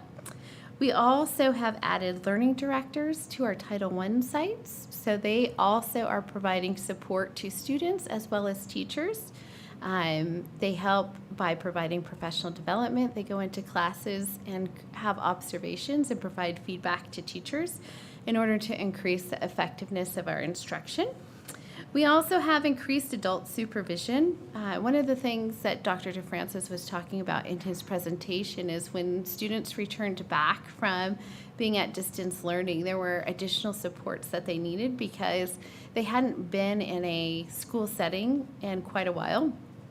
And so we have that additional supervision to provide the support not only in classrooms, but also out on the playground. We also added in elementary PE, which not only gives our students regular physical education from a credentialed PE teacher, but that time also provides our teachers with time to collaborate with one another. We also have provided school field trips. We've implemented a multi-tiered systems of support. We also employed a board-certified behavior analyst. And then we've implemented early release days to focus on professional development and reviewing those data points to make informed decisions. We've implemented Pump It Up in relation to elementary PE, but also at our secondary sites. So our math and language arts departments are released to engage in professional development and review student achievement data, build common assessments, and so forth. And then also we have implemented a second alternative to suspension classroom. Originally we had one classroom serving all of our secondary students, but now we also have one at the high school, so it can provide a more intensive support that's dedicated for the students that they serve instead of trying to mesh middle school and high school together. So the school dashboard components, there's 12 areas that we're reviewing. The school dashboard provides valuable information to analyze how students are doing in school and the effectiveness of district school programs. However, it is important to keep in mind that CASP data that is displayed on the dashboard is a snapshot in time.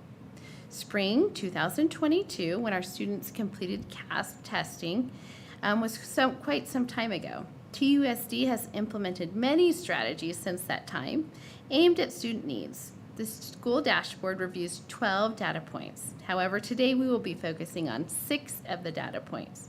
The remaining 5 data points are self-reported, and those are the last 5 in that list. The remaining 5 data points, TUSD has all met standards. The school dashboard has changed slightly when compared to previous years.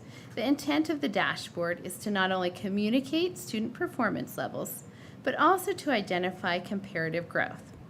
Due to the transition to distance learning during the COVID-19 pandemic, many districts did not complete the 2019-2020 state testing, and there was a low participation rate during the 2020-2021 school year, with not all data points collected. California Department of Education made the decision to make the 2021-2022 dashboard the baseline year for so going forward, we'll be looking at comparative data. The colors that had been represented on the previous dashboard, the green, blue, orange, yellow, red, are absent on this dashboard. The dashboard now only represents performance during the 21-22 school year and does not include comparative data from previous years. Also, college and career data was not included in the current dashboard, but is expected to be present in the 22-23 school dashboard. Local climate and parent engagement is measured through surveys that are administered annually through the use of Panorama, for our students. The California Healthy Kids Survey, which is administered to some groups of students, and then also administered to our staff and parents. And then we also have district-created surveys that are administered through parents to gather feedback. And this is what our student population looked like in 21-22. When comparing this data with previous years, we can see that some of our subgroups have slightly increased, such as our economically disadvantaged student group, our English language learners, and then also our special education population. But overall, our numbers have remained pretty stagnant. There's a little bit of growth in those areas, but not really significant. And then chronic absenteeism.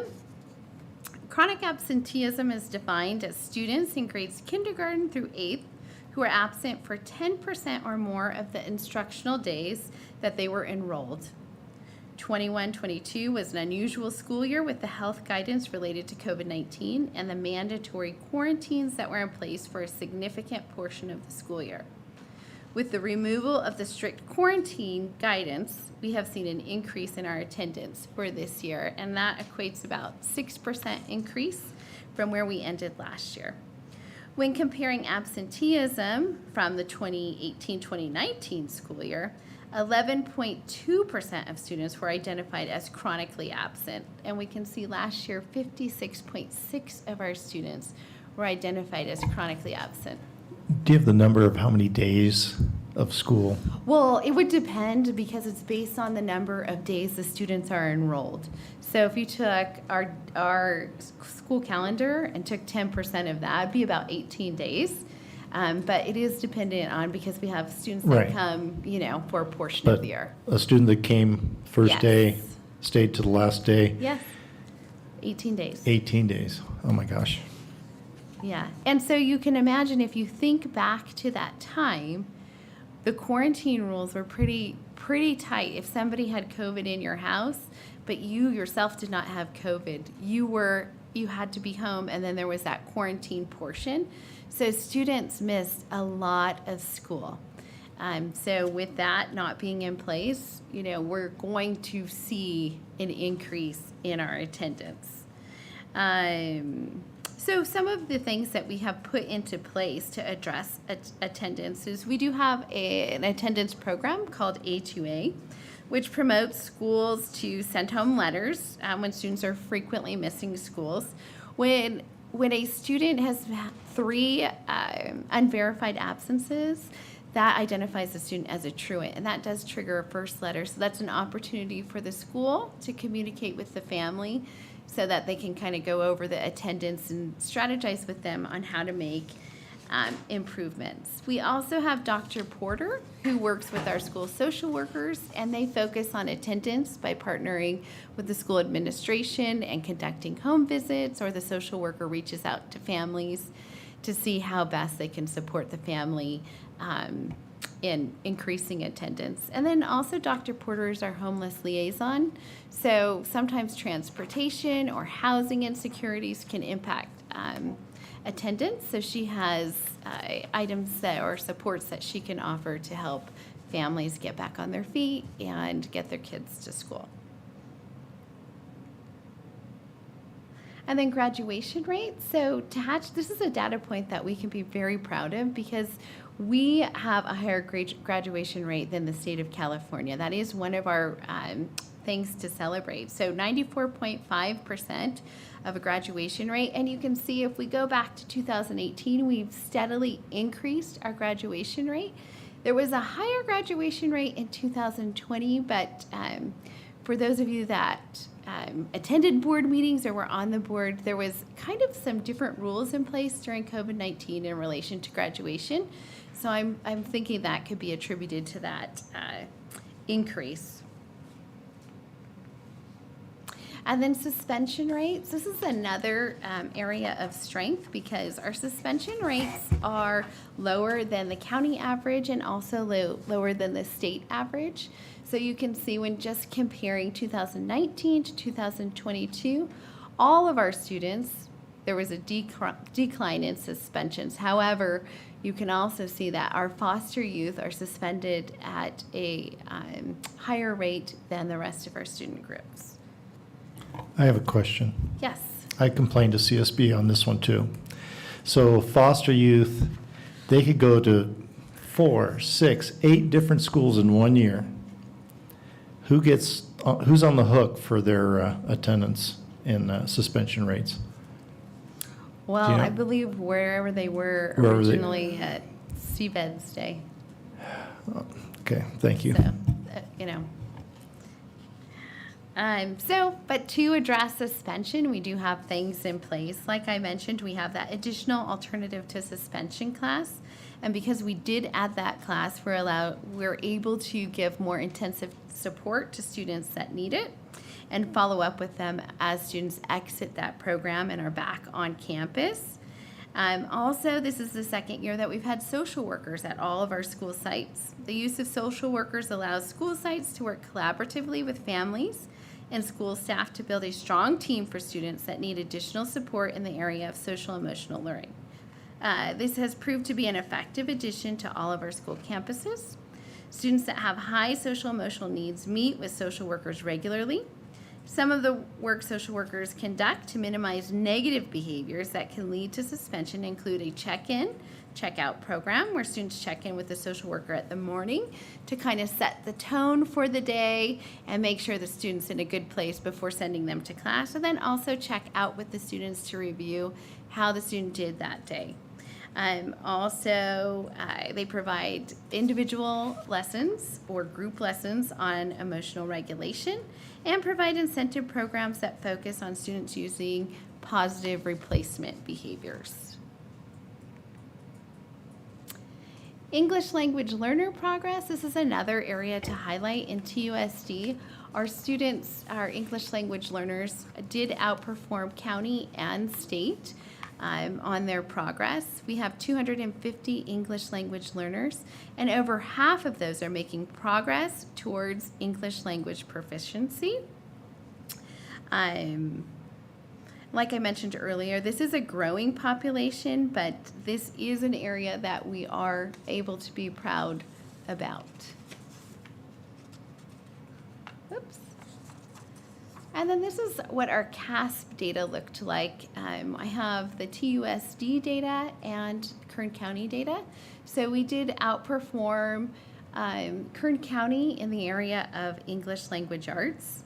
When we compare this data to our 2018-19 pre-pandemic performance, our students are performing approximately 10% lower than pre-pandemic achievement levels. The distance between our students' performance and meeting standards has expanded, so that learning gap has widened since the pandemic. Our English language learners, foster youth, homeless students, and students with disability are significantly below grade level expectations. The remainder of our student groups are scoring in the low range. So we have the very low range and then the low range, and some of our student populations are in the very low range, although the majority of our students, population-wise, are in the low range. When we review the data, our secondary students have the strongest achievement when compared to elementary students in the area of language arts.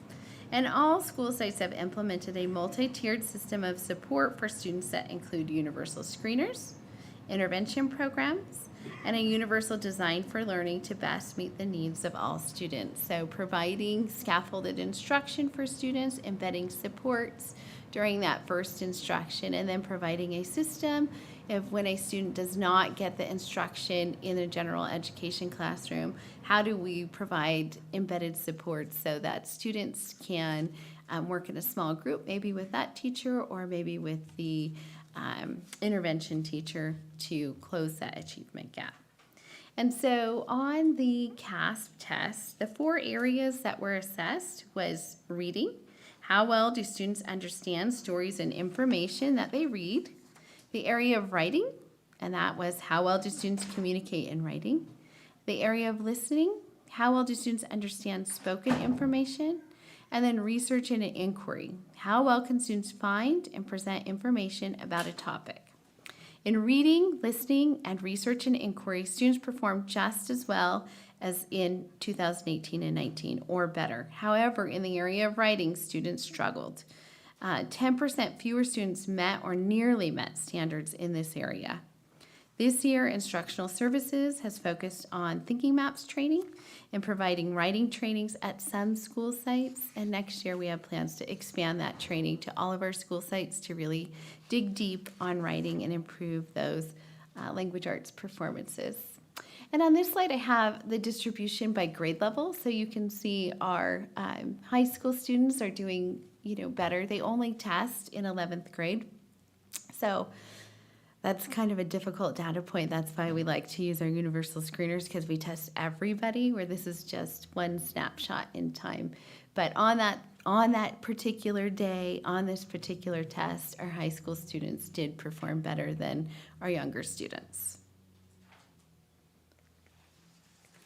Oops. And then we have our math performance. And again, TUSD did perform, had a higher performance than Kern County as a whole. The areas that we assess on CASP for math is concepts and procedures, which means how well do students use mathematical rules and ideas. Problem solving and modeling and data analysis, which is how well can students show and apply their problem solving skills.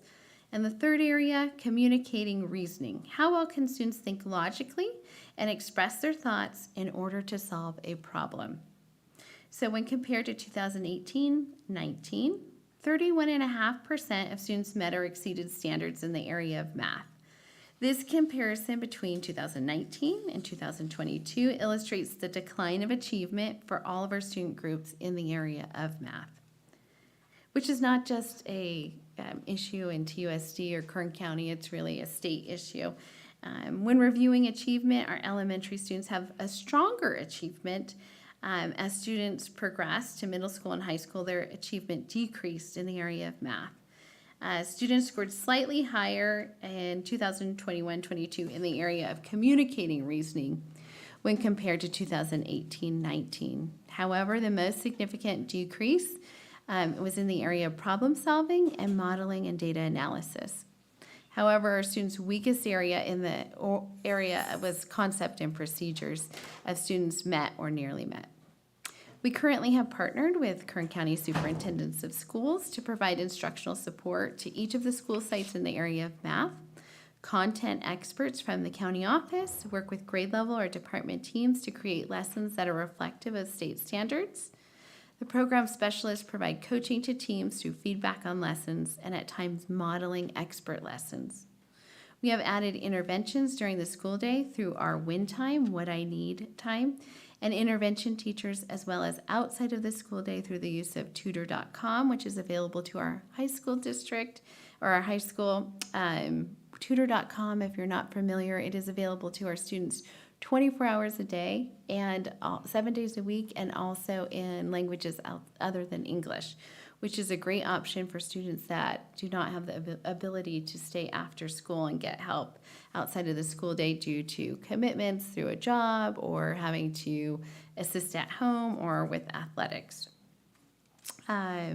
And then we're currently in the process of adding a part-time ELA and math intervention teacher at JMS and the high school to address student needs. And we actually had one of the part-time intervention teachers start just last week at JMS, which you probably were there when she was there, Miss Cramp. Oh, no, okay. So we're really excited to get that going. And then TUSD has layered in support for students throughout the school day and outside of the school day. Additionally, we are currently beginning the adoption process for our K-8 students in the area of a new math curriculum. We know that our current adoption in elementary and middle school has a partial alignment to the standards and only partially meets the rigor required to adequately meet grade level standards. and only partially reflects the mathematical practices. So we're looking, right now we're getting together a team and we're looking at curriculums to start the adoption process. But here's what our math performance looks like by grade level. And you can see in elementary stronger, and then as students transition to middle school and high school, they start to decline. Mrs. Paxton, is it still true that a lot of 11th graders, that 11th grade year, they take business math? And this was an issue when I was back in 1920 when I was academic coach. We'd have meetings with KCSOS and the math department at Tehachapi High, and it was the teachers were frustrated because what's on the test isn't business math. Well, I mean, I would say math is kind of unique because when you talk about language arts, everybody has the same trajectory, right? Because everybody is required to take a language arts class all 4 years. When you're talking about math, everybody can have a different starting place, right? So we have kids that come in and they start in geometry. And then we have other kids that, they're 2 classes behind. So it just depends. I haven't heard that as a concern from the math department. I think it is an option for our students who are not on the college track. It does give them the option of taking a math course, especially if they do have large learning gaps. So I do think that there is a place for that class, but yeah. But a lot of kids wanted the easy way out. They didn't want say, take geometry. They were not good math students. They had to take a 3rd year, and so they took business math. And maybe they're not, I'm sure there's a different, I know there's a different department chair now than there was back then, but it was a major concern. They wanted to find a way to entice or even make kids take geometry their junior year that hadn't already taken it. Well, one thing that we have noticed this year is a lot of students that started in geometry and then went to Algebra 2. Quite a few went back to Algebra 1 because they really did not have the algebra foundational skills to be successful in Algebra 2. And, I think that is directly related to learning at home. It's just not as robust as when you're in the classroom.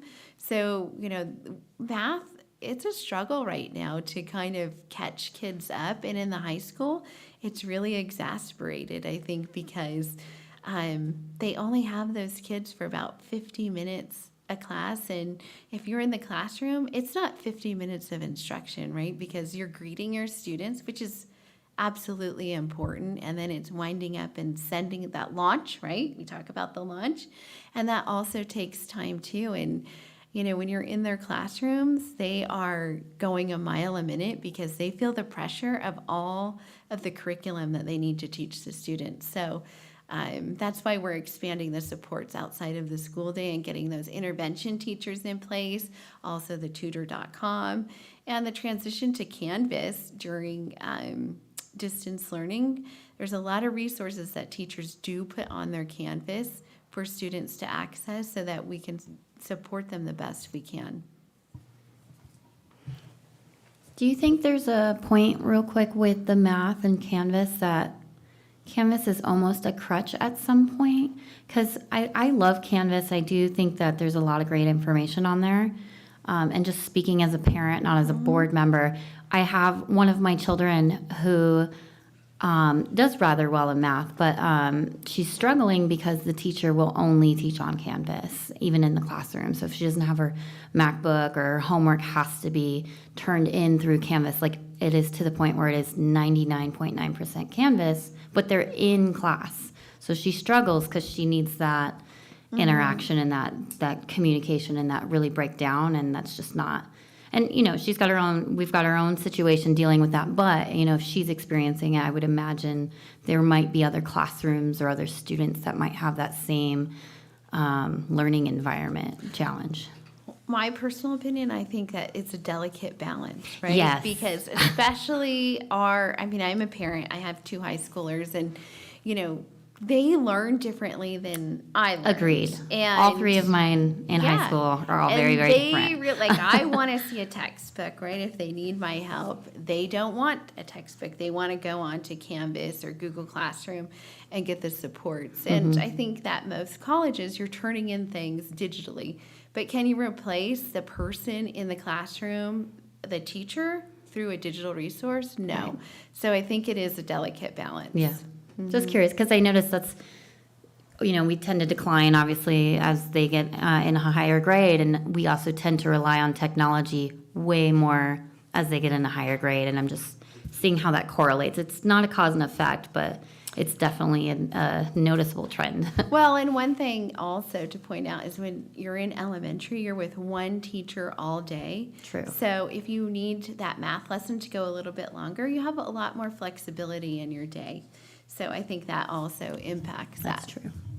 Okay, so how does the state use the dashboard? So due to not having the dashboard for 2 years of data points during distance learning, only the local control funding formula priority areas are being used to identify districts for support. So the CDE uses the dashboard to identify districts that are eligible for support, which is also called differentiated assistance.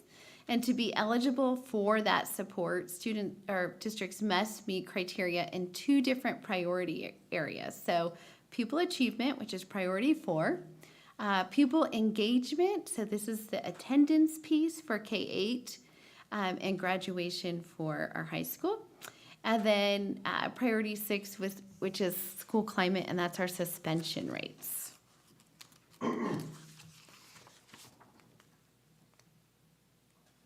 Oops. Okay, and what is support? So support is continuous improvement of students in each of those priority areas. The California system of support is very similar to the multi-tiered system of support that TUSD uses within our district and at each of our sites to assist in meeting the needs of all students. California Systems of Supports provides another layer that assists districts in ensuring that students have adequate support to be successful within California Systems of Support. And there are 3 levels to that support. Level 1 is support for all districts and schools, and this is pretty much what their county office offers. Level 2, which is differentiated assistance. County superintendents provide individual support to districts to address identified areas of needs, including significant disparities in performance among students groups.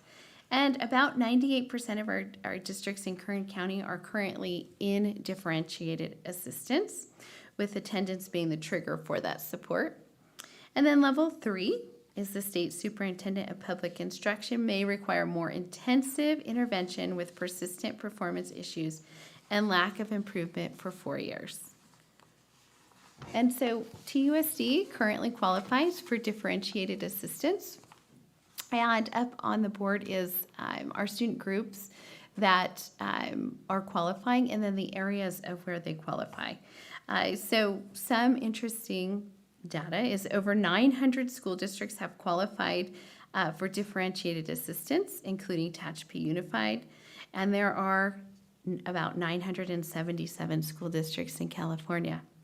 And approximately 70% of the schools in California have been identified for differentiated assistance, and 98% of the districts in Kern County have been identified as eligible for differentiated assistance.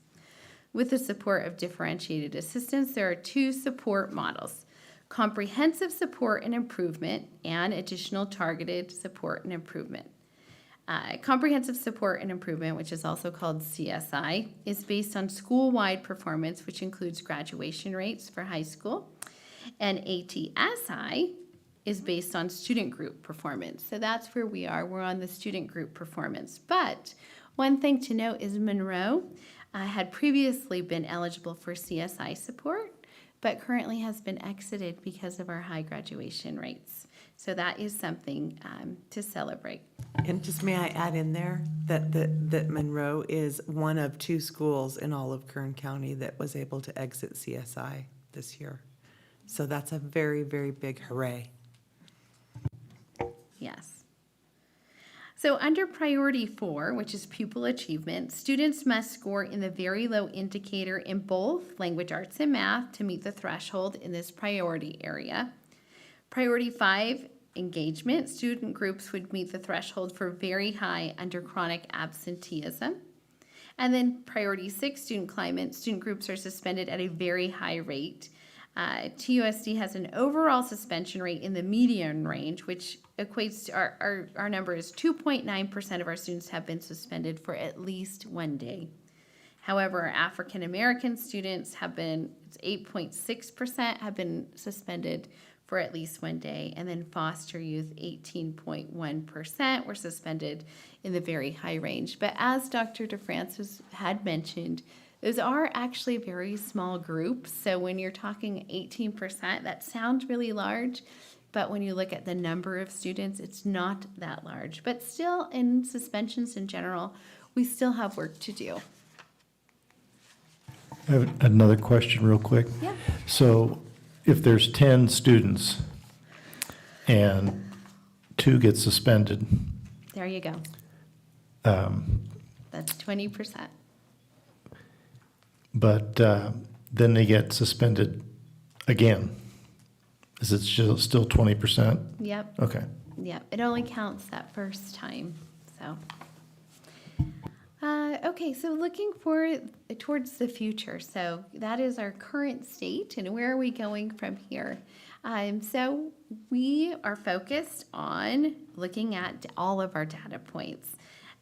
We have always been focused on reviewing data. The dashboard focuses on lag indicators such as CASP and the summative LPAC.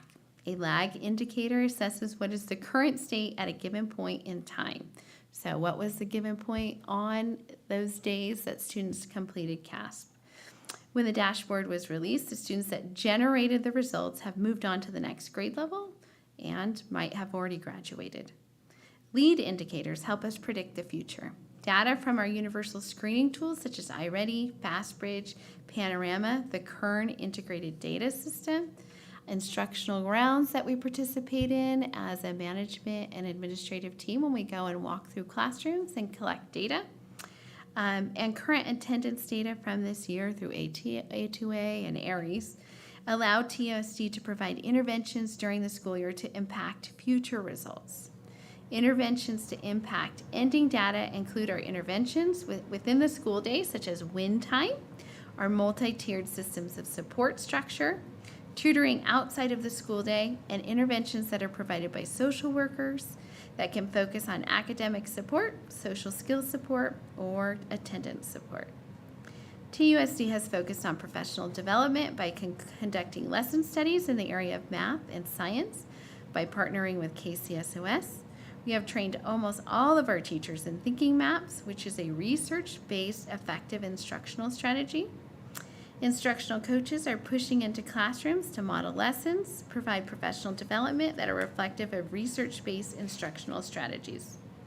And we know that schools that have strong partnerships with families have improved outcomes for students. This year, we have focused on building partnerships with parents. Throughout TUSD, schools have brought back parent volunteer opportunities, student performances, parent nights, and also some of our schools have video outreach programs on their websites to provide support for families, which is all in addition to our parent advisory group, such as school site councils, English language arts or English language advisory councils, district English language advisory councils, CTF, Sipping with the Soup, and Mr. Intezari will have another group. So, all right, so in conclusion, the dashboard relays lag information. However, we have a variety of lead data points that allow us to address the needs of students immediately. Students participate in universal screening 3 times a year. Data is used to identify students for interventions. When intervention data is collected to identify when students are able to exit interventions. Also, we have our Panorama survey to identify and address social emotional concerns in conjunction with our school social workers. The Kern integrated data system is a wonderful tool that gives us multiple data points to identify struggling students in real time. KIDS allows us to examine grades, attendance, standardized tests, iReady performance, discipline, and more. The school dashboard is one tool that we use when making a plan on how best to teach our students. And that's what I have. Any questions on the dashboard? Nope. Thank you, Mrs. Paxton. I do have Oh, one- here we go. One thought. You're taking statistics on a very small scale right now. It would appear if you really wanted a good evaluation, you would run it for at least 12 years so you get the same cohort of students going through the whole program. Because every cohort, every year is different. And they were talking about the people that go through 4 to 8 schools. Well, I went to 25 different grade schools. I know what that's all about. But you would need, I think you need a longer cohort. Is my- Yeah, and I would say typically when I've done these kinds of presentations before, I do look at cohorts and how they progress. However, that gap, the 2-year gap, made that pretty difficult, especially because, you know, our 11th graders are the only ones that participate in CAS testing at the high school. So that gap year was kind of difficult. But hopefully we'll get on track and start tracking it that way again. Yeah, maybe they become like my youngest daughter did. She was a 4-point student through the 11th grade, and then she discovered things that she shouldn't have discovered. Well, one thing that we didn't really get to highlight here also is, you know, we have a lot of our high school kids that take college classes as well. And I think that is a real strength for TUSD. I think we are, have an abnormal amount of students that complete college coursework. All right, thank you, Mrs. Paxton. Item 2, information item, request for secondary extended field learning experiences. Okay, so per board policy 6153, all field trips which extend 100 miles or more beyond the boundaries of the school district shall be subject to the approval of the superintendent. The written approval of parent or guardian is required for all field trips, and we have quite a few field trips that are taking place. Jacobson Middle School, 8th grade trip, as Mr. Lowe shared, visited the Museum of Tolerance on January 31st and February 1st. In March 10th, the high school CTE class is going to go to Salute to Youth Career Fair at Air Force Plant 42. JMS band class will be going to the Central Music Educators Association Adjudicated Middle School Band Festival at Independence High School in Bakersfield. And then the high school jazz band will be going to the Jazz Festival at Liberty Middle School in Lemoore.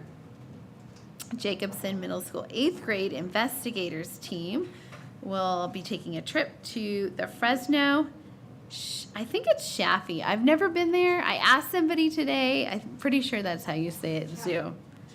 Chaffee, okay. Yeah, I was like, is it Chaffee? Okay. JMS Band and Choir class trip to the Forum Music Festival at Magic Mountain in Santa Clarita on May 5th. And Tehachapi High School CTE class trip to the Getty Center in Los Angeles on May 11th. And then I'm really excited about this next one. The Tehachapi High School special education classes are going to visit the Los Angeles Trade and Technical College on May 17th.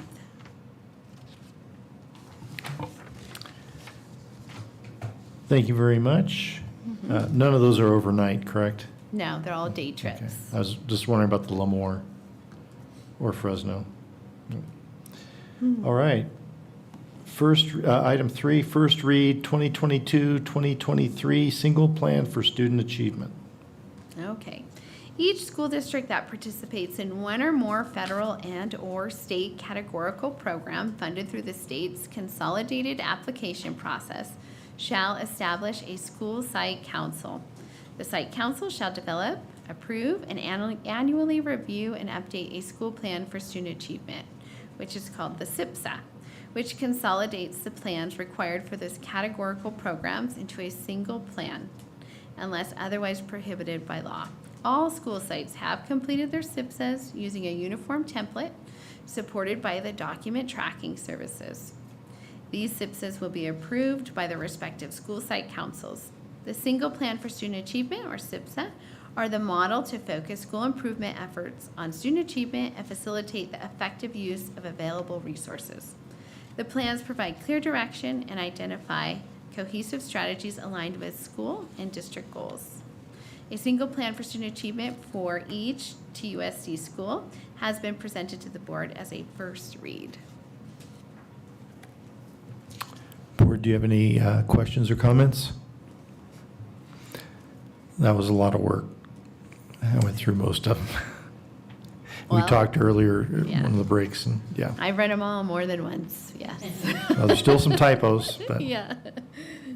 you shouldn't have to read them again. The staff should. Mrs. Butler needs to read those. Okay, item 4, approval of 2022-2023 school accountability report cards, SARCs.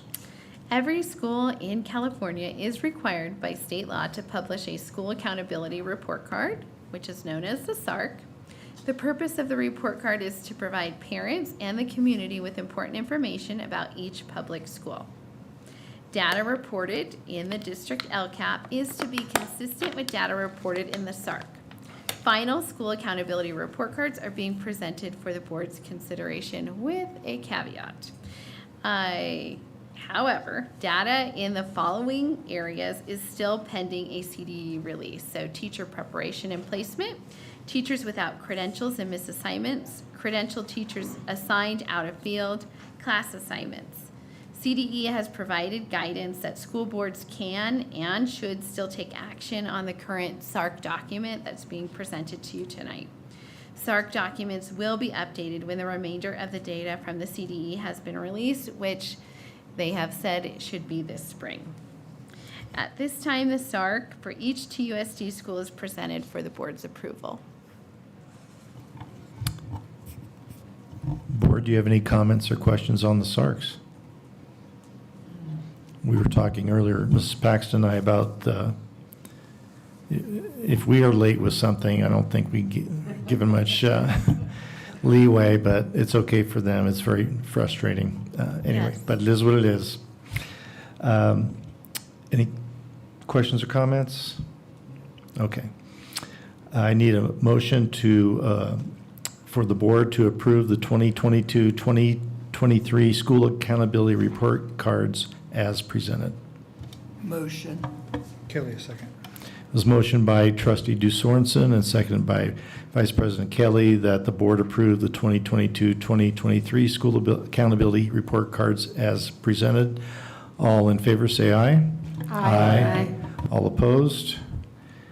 Motion carries 6-0. Thank you, Mrs. Paxton. We'll go to number 5.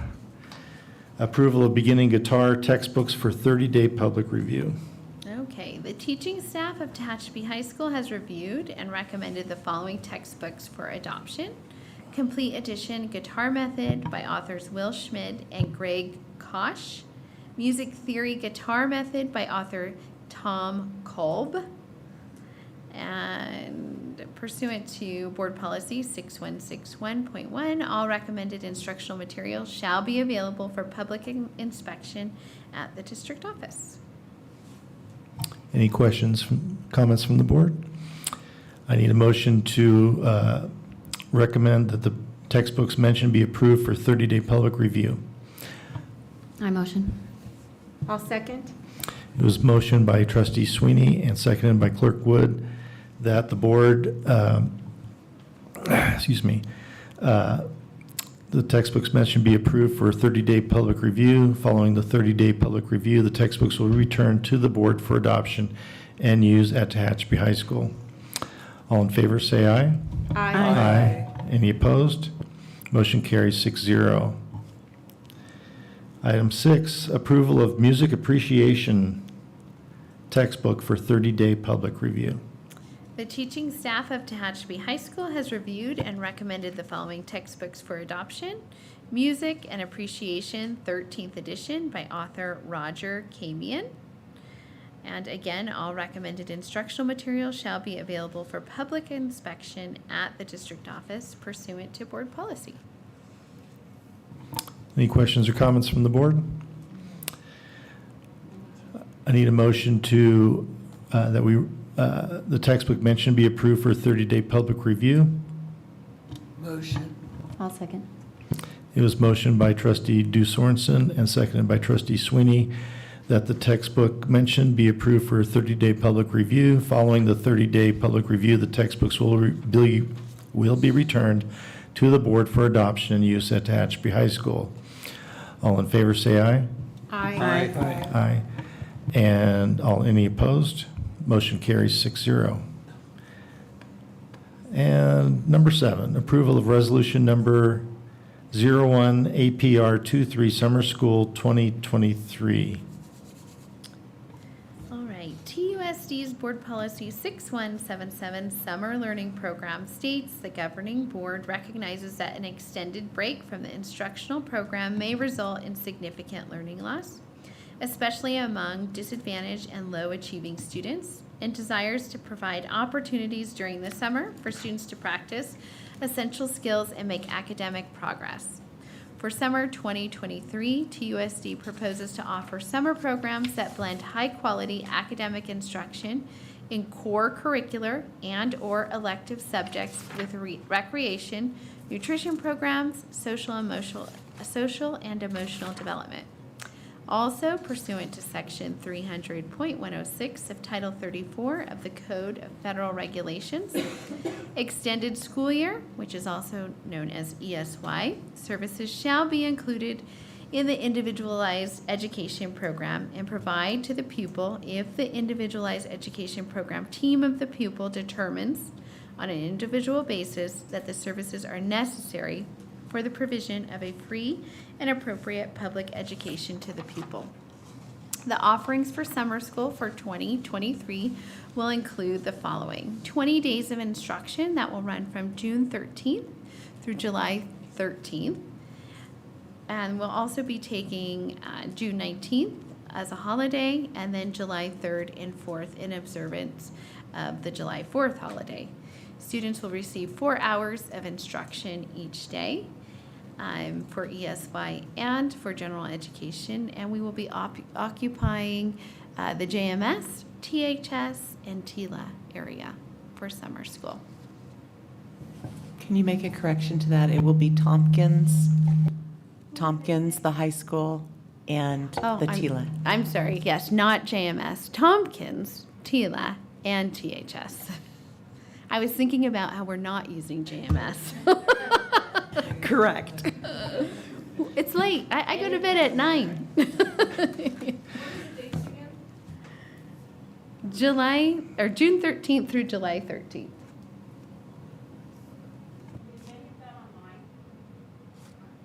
Classes, is that online? Nothing's online right now. So I think Trustee Woods, Clerk Wood, your question is if any of the courses will be online. They won't participate in them from at home, but some credit recovery courses, they'll be guided by a teacher in the classroom with students coming in, but yes, they'll be through This has Edmentum. been done in years past and, got off track with COVID. Any questions or comments from the board? I have, right toward the end, Mrs. Paxton says, middle school will be offering enrichment, ELA intervention, and math intervention. So is that not at the middle school? Will it be at THS or? Right, it is going to Elementary. be at THS. There's quite a few summer projects going on at the middle school, which doesn't make that a feasible campus to use right during that time. Why wasn't that happening when I was principal? Yes, I will say. Every year we had to get ready for summer school. Mr. Lowe was pretty excited when I talked to him about it. Yeah. And then, why can't we have both at THS? Are you talking about the elementary? Well, that's a difficult situation. I mean, there's a lot to it. If you want the philosophical side of the team, that we feel that the elementary students are better served in isolation from the secondary students. And also, let's speak to teacher recruitment for summer school, that sometimes we do better when we have teachers available to use some of their own classroom spaces and traditional spaces. I guess I'm thinking of the custodial staff at Tompkins. Plus, we're also talking about. Plus, there's no our- playground equipment at the high Yeah, school. and our preschool students, so, I mean, the furniture and the playground, all of those resources would be difficult. And I have a comment. Uh-huh. This is more for the superintendent. The last day of June is a CSEA minimum day, contract minimum day. Is that taken into account of how? Yes, we already discussed it. Actually, Mr. Intezari and I had a conversation specifically about that, just making sure that our departments are working on the schedule, because if we have staff that leave 2 hours early, then we need to make sure that we have the afternoon or evening staff that comes in early, so everybody gets their time and the campus still gets cleaned and everybody's needs are met. My biggest concern is the severely handicapped classes with aides that leave 2 hours early. The aides, they are not eligible to leave 2 hours early because they work the regular student days. That applies for classified employees who work beyond the student calendar. So the classified employees that are working summer school it's a separate assignment. Okay, well, that's a topic for future discussion. Yes. Mrs. Paxton, thank you so much. You're a trooper. Mr. Intezari, I give you a round of applause. vote on this. I make the motion that Oh, wait. we approve the summer school schedule. And is it a roll call? It's a roll call vote. It's a resolution. So do I have a second? Kelly, a second. It's been moved by, my mouth's dry. It's been moved by Clerk Wood, seconded by Vice President Kelly, that the board approve resolution number 01 APR 23, Summer School 2023 as presented. All in favor, say aye. Aye. That's a roll Oh, it's a call. roll call. We're almost there. President Kaminsky. Aye. Vice President Kelly. Aye. Clerk Wood. Aye. Trustee Cooper. Aye. Trustee Sorensen. Aye. Trustee Sweeney. Aye. Motion passes 6-0. Launch, Mr. Intezari. While Mr. Intezari is making his way up to the microphone, I want to share that as part of the launch, we're also launching into a snow day for tomorrow. So, I knew this was a good meeting and you just, not that I care, but thousands of students are happy. Of course, the parents, maybe not so much, but. All right, thank you very much, President Kaminsky. So this quote I pulled from an interview with retired astronaut, Mr. Chris Hadfield, Dr. Chris Hadfield. If you don't know who he is, he's a Canadian astronaut that essentially a lot of firsts for the Canadian space program and commanded the International Space Station. So he talks a lot about leadership and preparedness, and so that's kind of what interested me in him. And so in part of the interview, I just pulled this directly from the interview, and he said, I know in regard to like tough situations, I know that this is dangerous, but there are 6 things that I could do right now, all of which will help make things better. And this is my favorite part.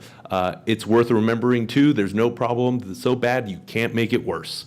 And it's important to remember that, because if you can make it worse, you could also make it better. And so sometimes we feel helpless, but that means that we are actually in control, and it kind of made me feel better. So I wanted to share that with everyone. And yeah, hooray. Thank you, Mr. Intezari.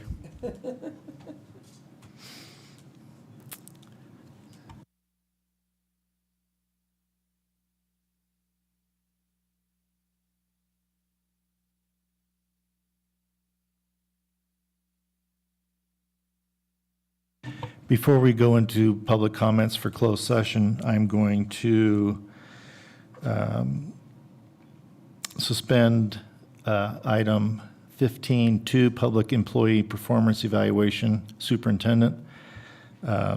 Superintendent and I just did discuss this along with Trustee or Clerk Wood at the agenda build that we may not get to this, and it's a very important topic.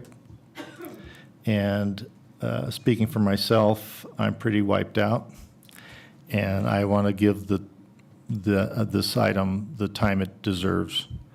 So I move that we table this till the 7th.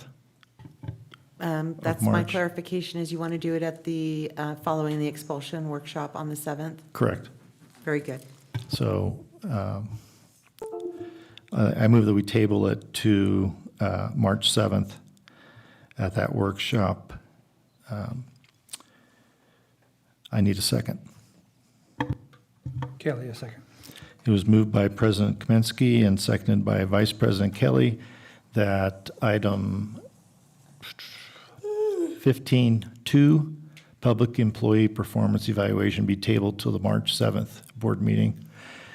All in favor, say aye. Aye. Any opposed? Motion carries 6-0. So now at 10:01, we're going to go into closed session.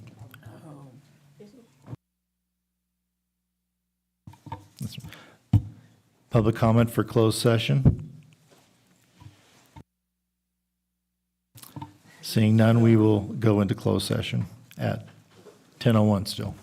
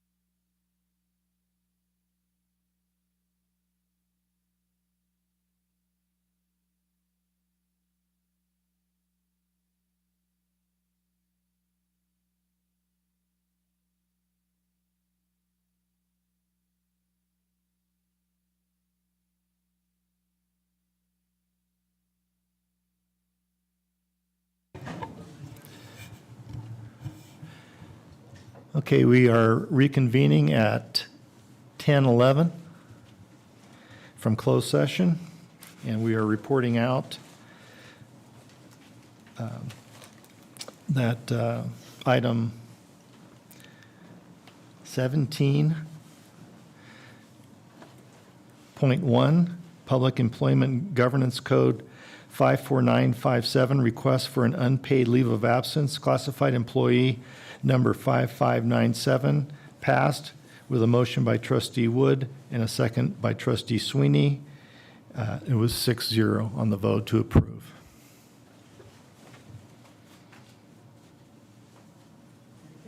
And with that, we are adjourned at 10:11.